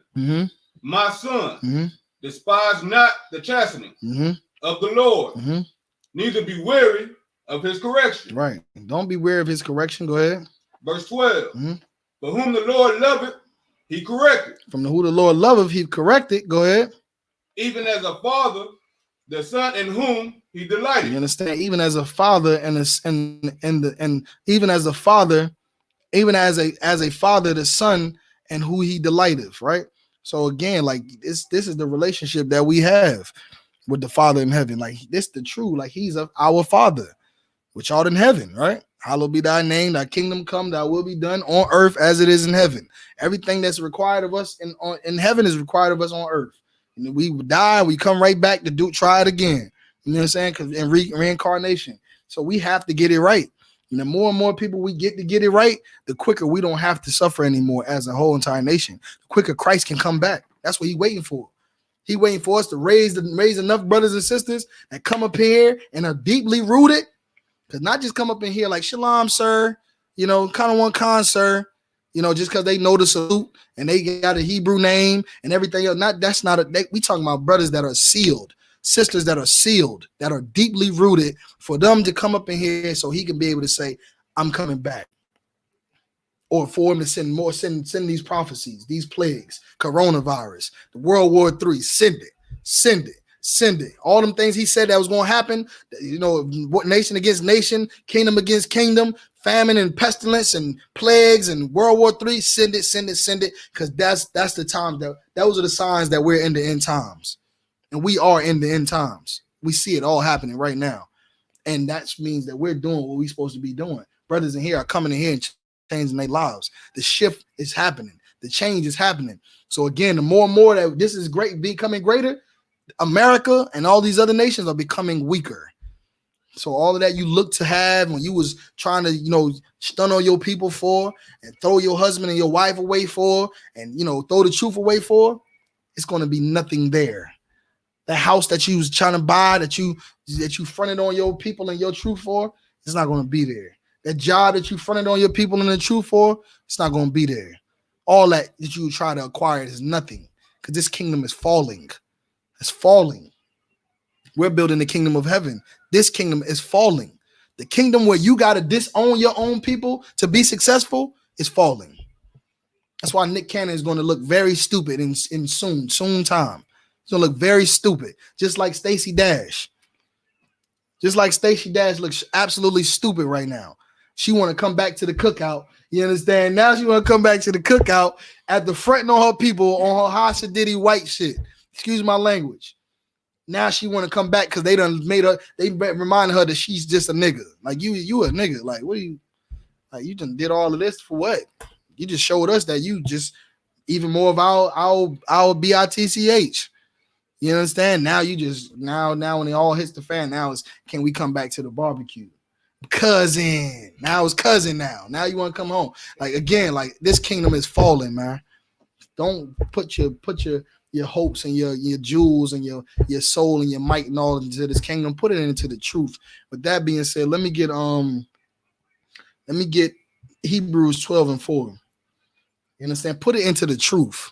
Like if you're gonna be a doctor, make sure you definitely are of service to the truth. You know what I mean? Make sure that you putting your tithes and you paying your tithes, which is a law. You understand? To pay your tithes. Make sure you're not, using that money, of course, because you're in the truth to buy whores. You at the strip club. You know what I mean? You on all these little social sites where they get, male gigolos and female prostitutes, escorts, whatever they call them. You're not doing that. You're not putting your money towards some kind of, political campaigns and stuff like that, because that's all the white man's kingdom. But you need to be putting that money towards what we building in the UPK. Because if we can fund this campaign, then we can get more brothers and sisters fed in the streets. We can get more people off the streets. You know what I mean? We can get more people out of jail. You know what I mean? Because all of the venues that we able to obtain and events we can hold, lectures and cookouts and, Passover and all these high holy days. Like we could have a building right now for commercial property. We can have, access to so many other things like for food drive, food donations, to be able to build this school up, to be able to really help our people. And that's why you have to first be in the truth and be a soldier, and then your profession to be something that makes sense. You know what I mean? Go ahead. The book of Hebrews, chapter 12, verse 4. Yea, have not yet resisted unto blood. You understand? Yea, ye have not resisted yet unto blood. Go ahead. Striving against sin. Striving against sin. Go ahead. Verse 5. And yea, have forgotten the... Read that part again. Let me break it down. 4 or 5. Verse 4. Verse 4. Yea, have not yet resisted unto blood. You understand? You have not resisted unto blood. Like you don't know that your life is not yours. You understand? Your life is not yours. Like we just read. Like the Most High created you to follow the law, statutes, and commandments. Like you belong to the Lord. The Lord has power, authority over you. He has power to give you life, and he has power to take your life. You understand? You don't have the authority over your life. So your best bet is to do what he say and follow the law, statutes, and commandments. Go ahead. Striving against sin. You understand? Striving against sin. You know what I mean? Like you have to give up your life for the truth. You have to give up your life for the truth. You have to give up your wants and your needs that you thought you needed. All the things you thought you needed and you thought you wanted, you have to give it up for the truth. You have to strive against sin. You have to strive against it. Go against those demons and fight those demons that are trying to keep you, unrighteous, that are trying to keep your family torn apart, that are trying to keep you alone, struggling, that are trying to kill you. That's what they're trying to kill you. Because what is the law, statutes, and commandments? When the Lord gave the law, statutes, and commandments to Adam, what did he say he gave him? Life. What did he call it? Life. But what's the phrase? The breath of life. You understand? The law, statutes, and commandments is the breath of life. So if you're not following the law, statutes, and commandments, which is the breath of life, then what is outside of that? Death. That's correct. Death. So again, you have to give your life up in order to gain life. What's that scripture? He that beginneth his life.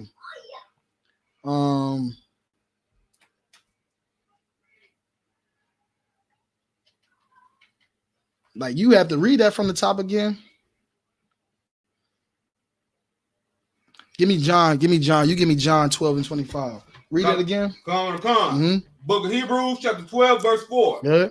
Ye have not yet resisted unto blood. Like ye have not yet resisted unto blood. Like you have to give up your life.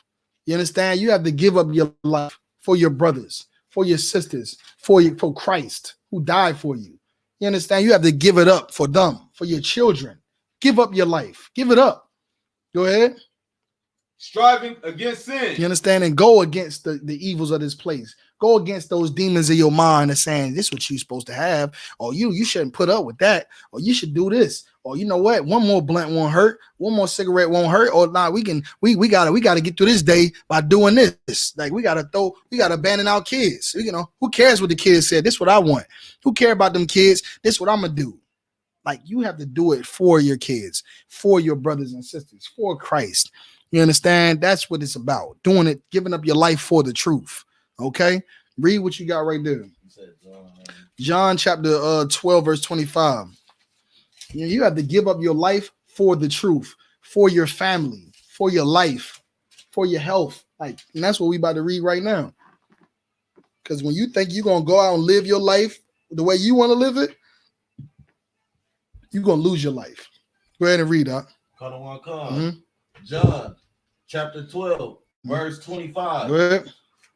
He that loveth his life. He that what? He that loveth his life. He that what? That loveth his life. He that loveth his life. Meaning I love myself and I love what I do. And I know what I want. And I want what I want. And that's just it. Because I love myself and I wouldn't put myself through that. I'm going to put myself through this. I love myself, right? He that loveth himself, he that love his life, what?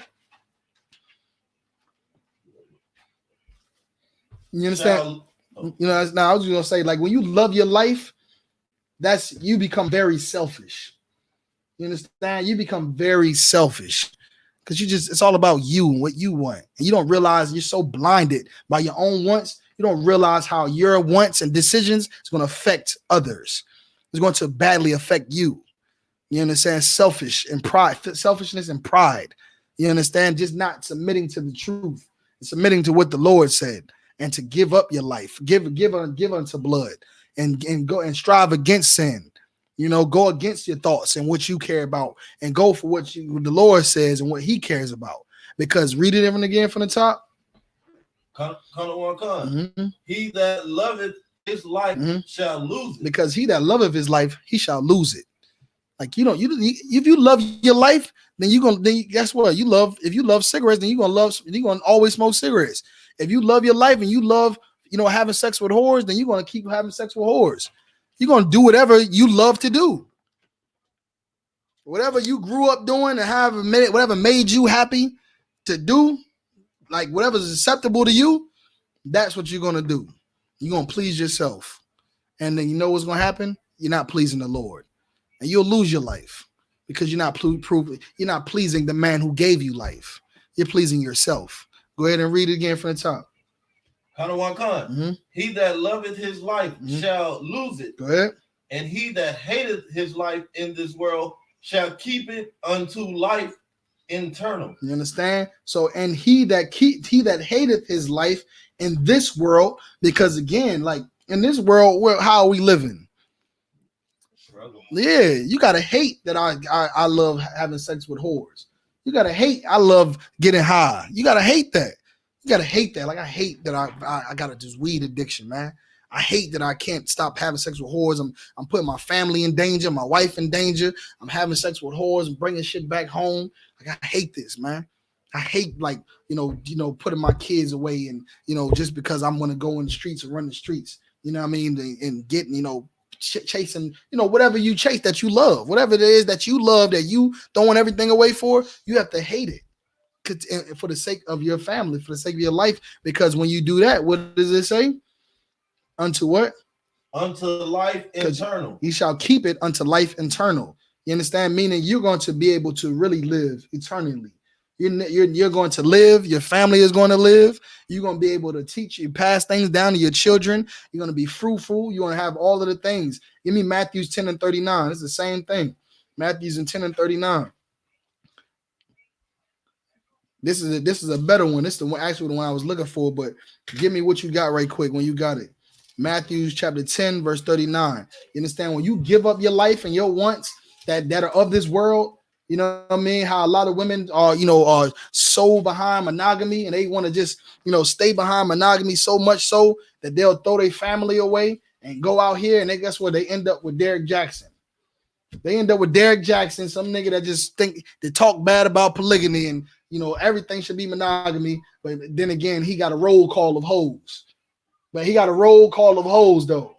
You know what I mean? Yeah, he got a roll call of hoes. And now, you know what I mean? Hopefully he your kid's father because he might molest your children. You understand? He might put his hands on your daughter. He might put his hands on you. He got to bring it on. He got a roll call of hoes. He's supposed to be Mr. Monogamy. Like sisters got to stop fighting that and then come into the truth and learn how to have a real marriage. Same thing for brothers. You know what I mean? To stop the roll call of hoes. Leave the roll call of hoes alone. Come up here and get a wife. You understand? Maybe even another wife. Whatever you can handle or whatever you can handle. But most importantly, shed yourself of the world. Change your life. Learn how to be a husband. Period. You understand? So we got to learn. We got to leave those things in the world and hate it. Hate being with whores. Hate having a roll call of whores. Y'all never felt like that before? Like you just been smashing so many girls. You like, I'm disgusted at myself. I'm disgusted at myself. Like, what am I? You know what I mean? too much time, and you ain't really building nothing with these girls. It just can't even, what have something happen to you? You get bedridden. Who gonna sit by your side? None of them hoes. You just having sex with hoes, and now guess what? You lose your life because you were supposed to be making wives out of your women, out of your sisters, not whores. You see what I'm saying? You gotta hate that lifestyle.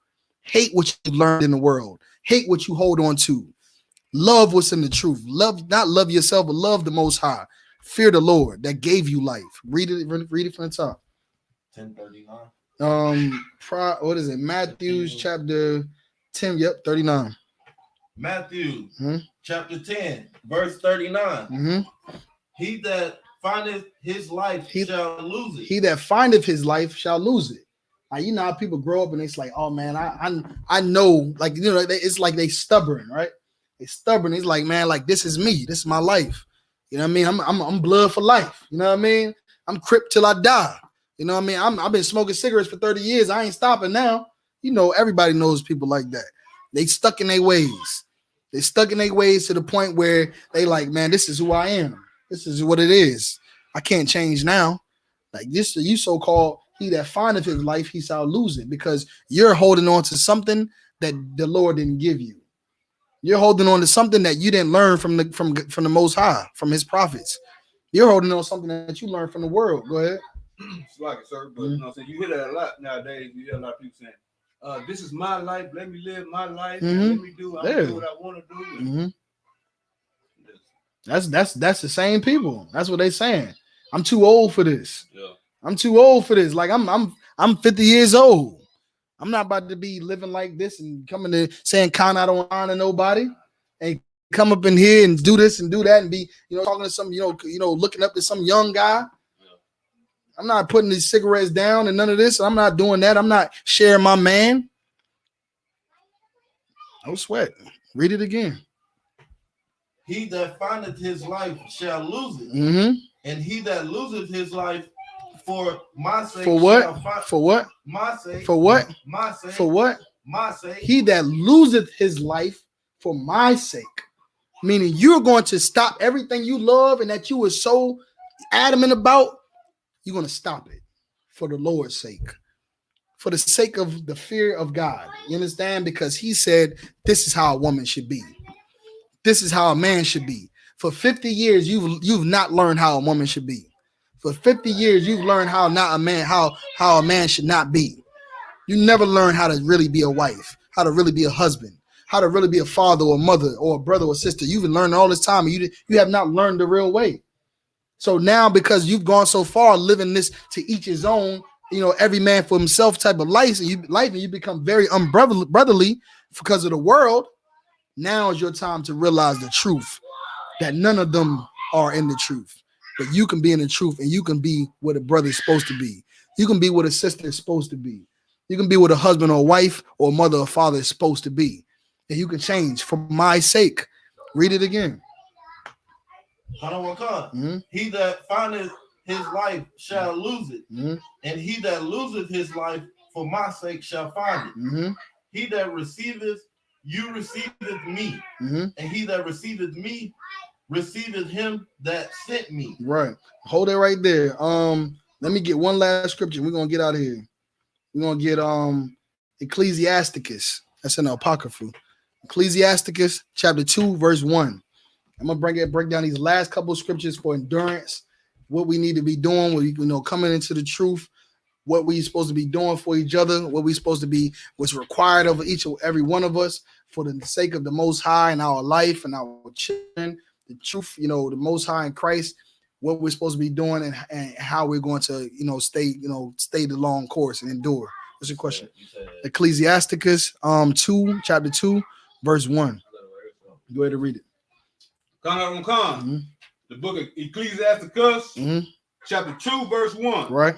My son, if thou shalt come to serve the Lord. If thou shalt come to serve the Lord. Meaning, like we said, the Lord gave it to the prophets to understand the truth. The only way you can come serve the Lord is if you're under the men that He set up. Like He set up Paul, Moses, and Jesus Christ, and all the other priests and prophets. And they were in charge, and you had to follow them. The only way you have to follow serve the Lord today is through the I.S.U.P.K. under the generals and captains and officers. Go ahead and read, Doc.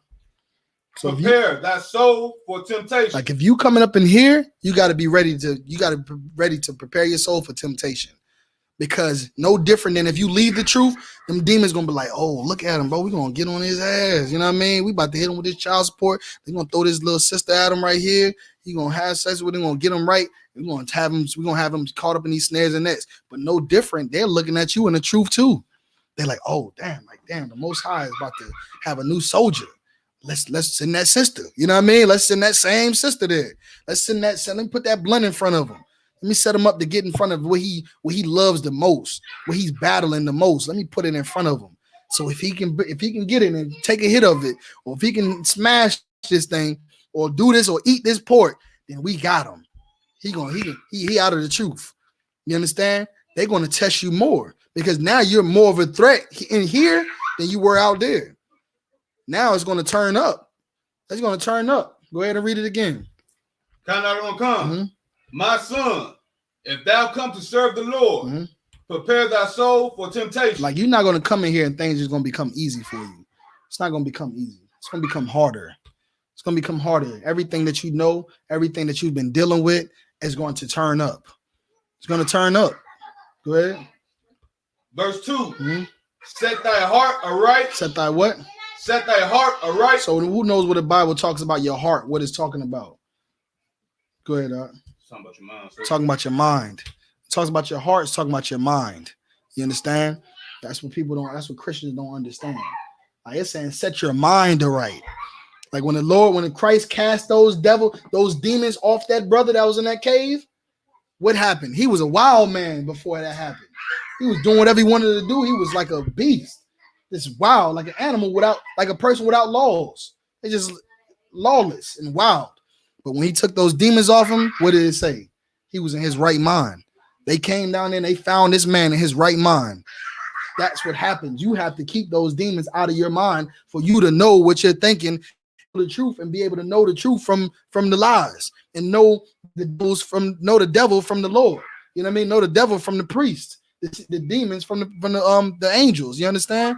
Like you have to have your mind right, because if not, you're going to be confused. You're going to make sporadic, irrational decisions that are outlandish and wild. But you can set your mind right. Go ahead. Come and constantly endure. And you can set your mind right, and you can constantly endure. Your marriage can last forever. It can last. Your children can be able to see their father and mother all their lives as they grow up. You understand? You and me can be brothers forever. You can die alongside of me, and I'll die alongside of you. Same to you. You know what I mean? We can die alongside each other. Our brothers and sisters that are in this truth, we'll war together. We're going to love together. We're going to fight together. We're going to fight against each other. You understand? Like I said, we're going to have the disagreements. But, as long as we follow these scriptures and these protocols, we can be able to resolve those disagreements and be able to let brotherly love continue. We can let our family and our love continue if we set our mind right and endure. Go ahead, read that one more time, right?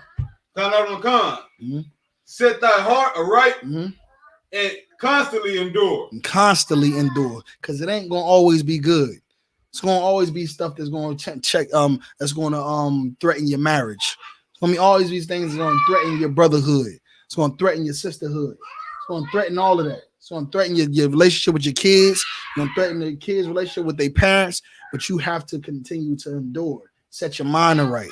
You understand? Prepare your soul for temptation. Prepare it. Be ready for it, like a warrior would be. Like you waiting for your opponent. Now, I'm in here amped up. I'm bouncing up and down. You know what I mean? You know how I go. You bouncing up and down. You ready. You ain't slipping at all. You ready. Go ahead. And make not haste in time of trouble. Make not haste in a time of trouble. Meaning when things get rough, don't just be quick to make decisions, because you know you're in a hot seat. So you in a bad situation. You in your feelings. Don't make no decisions. Don't act out of your feelings. Don't act in a very, troubling time. Just relax. Don't be slow down. Breathe. Relax.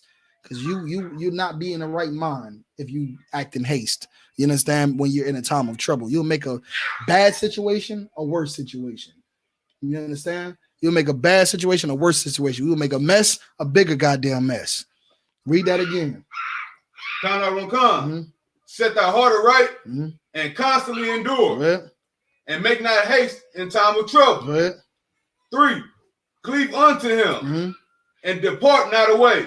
Cleave unto him and depart not away. You got to come in this truth and stay in this truth. You gotta marry that woman and stay with that woman. You gotta marry that man and stay with that man. You gotta know that these are your brothers and you're gonna stay with your brothers and your sisters, and this is your family. We made an oath. We made a blood oath. You understand? And that oil get poured on your head, you made an oath that we brothers for life.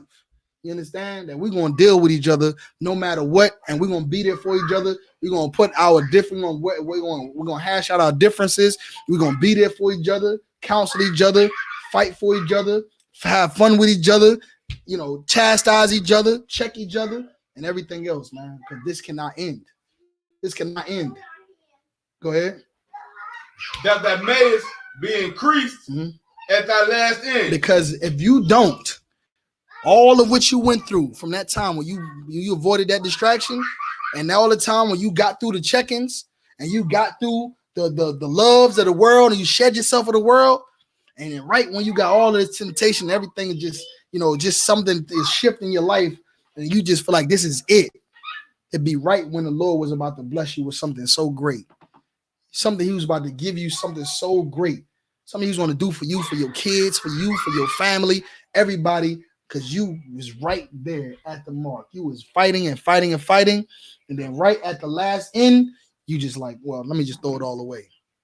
Let me throw it all away. I'm leaving my family. I can't be your brother no more. I can't be your wife no more. I can't be your husband. I can't be your sister. I can't be in the truth no more. You right at the last end. Read it one more time. Cleave unto him and depart not away. That thou mayest be increased at thy last end. At thy last end, meaning this was it. This is where the rubber had met the road. This is where the furnace and the fire of the furnace of adversity and the fire that fire being baptized in that fire, everything that you was put through and you endured. This is the point where you receive that reward that you deserve. And if you don't endure, you will miss out on that reward, because there are more rewards that come. The ultimate reward is the kingdom of heaven, but we can have reward here in earth, because it says what in earth as it is in heaven. Like we in the Israelite School of Universal Practical Knowledge, like I said, we are that city of good things. You can have it to endure. You can have fame in here. I mean, fortune in here. You can have good health in here. You can have a family in here, a father figure, a mother figure, a brother, a sister, kids to raise of your own. Some brothers and sisters can't have kids. My kids will be their kids. You know what I mean? Some sisters are gonna come in here and don't have a man raising kids on their own. We're going to help her raise those kids. See what I'm saying? Like, you're gonna have everything in here to get what you need to progress in life, and you have to fight and endure.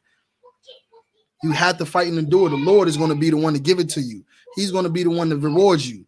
But if you don't, and if you leave that narrow path, what do we talk about? You going to the left, and that fire on that deep water, meaning it's destruction all around you. You're going to easily fall into some destruction, and it's going to be everything you thought that was going to happen. It's going to be done. Just wrap it up. Just stop it. You don't understand life. You don't understand life. You think that this is about you and that you know what you're doing and you got it understood. You dragging yourself and your family and everybody else into the fire. You understand? Like, that's what's happening. You understand? Let me get one more scripture. Good night.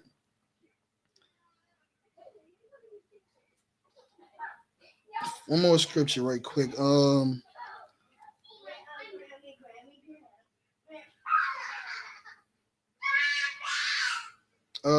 Damn, I ain't gonna be able to find it.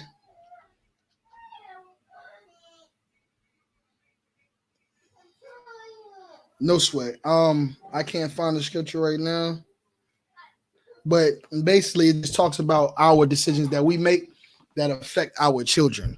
Like we do make certain decisions that cause our children to go through the fire. You understand? They have to be suffered because of our decisions. You know what I mean? And the Lord, in many occasions in the Bible, had to take a wife and kill a wife. You understand? Or take a child and kill a child in order to get your attention. You understand? Because when you think about like, oh, I got to do this, like think about like this, like when they be like, oh, I got to, like drug dealers, like what's the brother name? Ace Hood, mama need a house, baby need some shoes. What I got to do? Hustle. So he sell drugs and all that just to put shoes on his kid, sell drugs to his people, sell drugs to his mama, sell drugs to whoever he got to sell drugs to put shoes on his son. So what can the Lord do probably to get him to stop selling drugs? Yeah, take your son. That's right. Take your son. That's the Lord that we're dealing with. He'll take your son. I'm going to take your son. You selling drugs. You committed sin for your son? Okay. If I take your son, then you don't got to sin no more. You understand what I'm saying? Like the Lord will deal with your family members in order to get your attention. He'll kill your father, your mother, your son, your daughter, in order for you to stop and refocus on what really matters. To stop sinning. All right, with that, I'm gonna pass the class over. You got a headpiece? Nah. It's no sweat. You got the announcements and everything? I do not have. All right, no sweat. I'm gonna pull it up for you. You're gonna pass the class over to Shamai Wan, Trooper Shamai Wan. Let's see.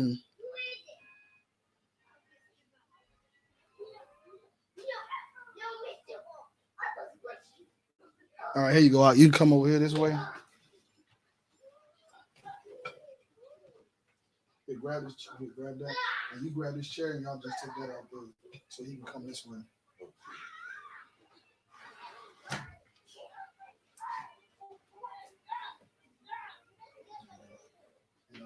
When we get to the feast day, it's on Passover.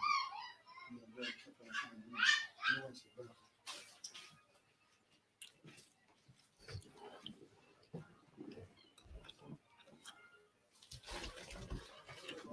These are the security announcements. These are I.S.U.P.K security announcements. We are the I.S.U.P.K. Start out at 1 West, 125th Street, Harlem, New York. Rule for new brother and sister. When a new brother or sister comes into the school, they are off limits for 6 months. They are to be saluted only. They're here to shed themselves of the world. If they need transportation, the teacher would arrange it. After 6 months, if a brother or sister have an interest in a particular person, he or she must get permission from the head to speak to a brother or sister. There's another 6 months in which the brother and sister will court each other. After the 6 months period, the brother and or sister will get permission from the head to marry. Tithes, which is the commandments. You can find it in Numbers chapter 18, verse 21, and Malachi chapters 3, 8 through 10. Means tenth in the Hebrew, ma'ashra, 10% of every penny of any increase the Lord gives you. Give to the Treasury Department or a teacher. Priest fund. Free will offering for priests, not mandatory. Whatsoever amount you would like. Upcoming convocations. We got Passover coming up April 24th. Houston, Texas. You remember the address? No, it's the B&H Ranch. Yeah, it says it's gonna be at the B&H Ranch.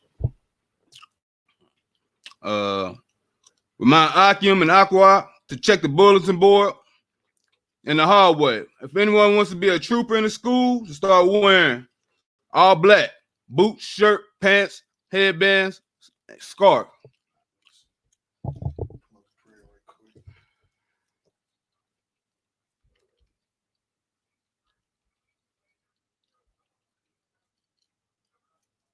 All right, so we're going to do the Lord's Prayer. Everybody stand up, Amadium, which means to stand. You're going to turn to face the east, which is this way. All right. You're going to repeat after me. I'm going to say it in the Hebrew, and then I'm going to say it in the English. Abanawa. Shabbat Shemayim. Kodash. Hayah. Shemka. Yahweh. Malafwaka. Taba'ah. Watazaka. Hayah. Aisha. Ba'arataza. Kawa. Hayah. Bashamayim. Nathanawa. Lakan. Kal. Yawam. Wasalatnanawa. Kabawatnawa. Kasalatnawa. Kabawatnawa. Wala'ah. Tabi'ayanawa. Manasai 1. Abal. How was shy now? Mayan. Rai. Right. Kaya. Laka. Amalakwa. Waha'ala. Wahatapara. Wa'awalamyam. Amen. And in English, it's going to be our Father. Which art in heaven. Hallowed be thy name. Thy kingdom come. Thy will be done. In earth. As it is in heaven. Give us this day. Our daily bread. And forgive us our debts. As we forgive our debtors. And lead us not. Into temptation. But deliver us from evil. For thine is the kingdom. And the power. And the glory. Forever. So be it. Sar, turn and face the front. We're going to give one courtesy salute to the brothers. Men of Israel, Amajim Shabbat. Imajim, Barak, Yahweh Hashem, Yahweh Shabrakatah, Yazamatah. Class dismissed. Excellent. All right.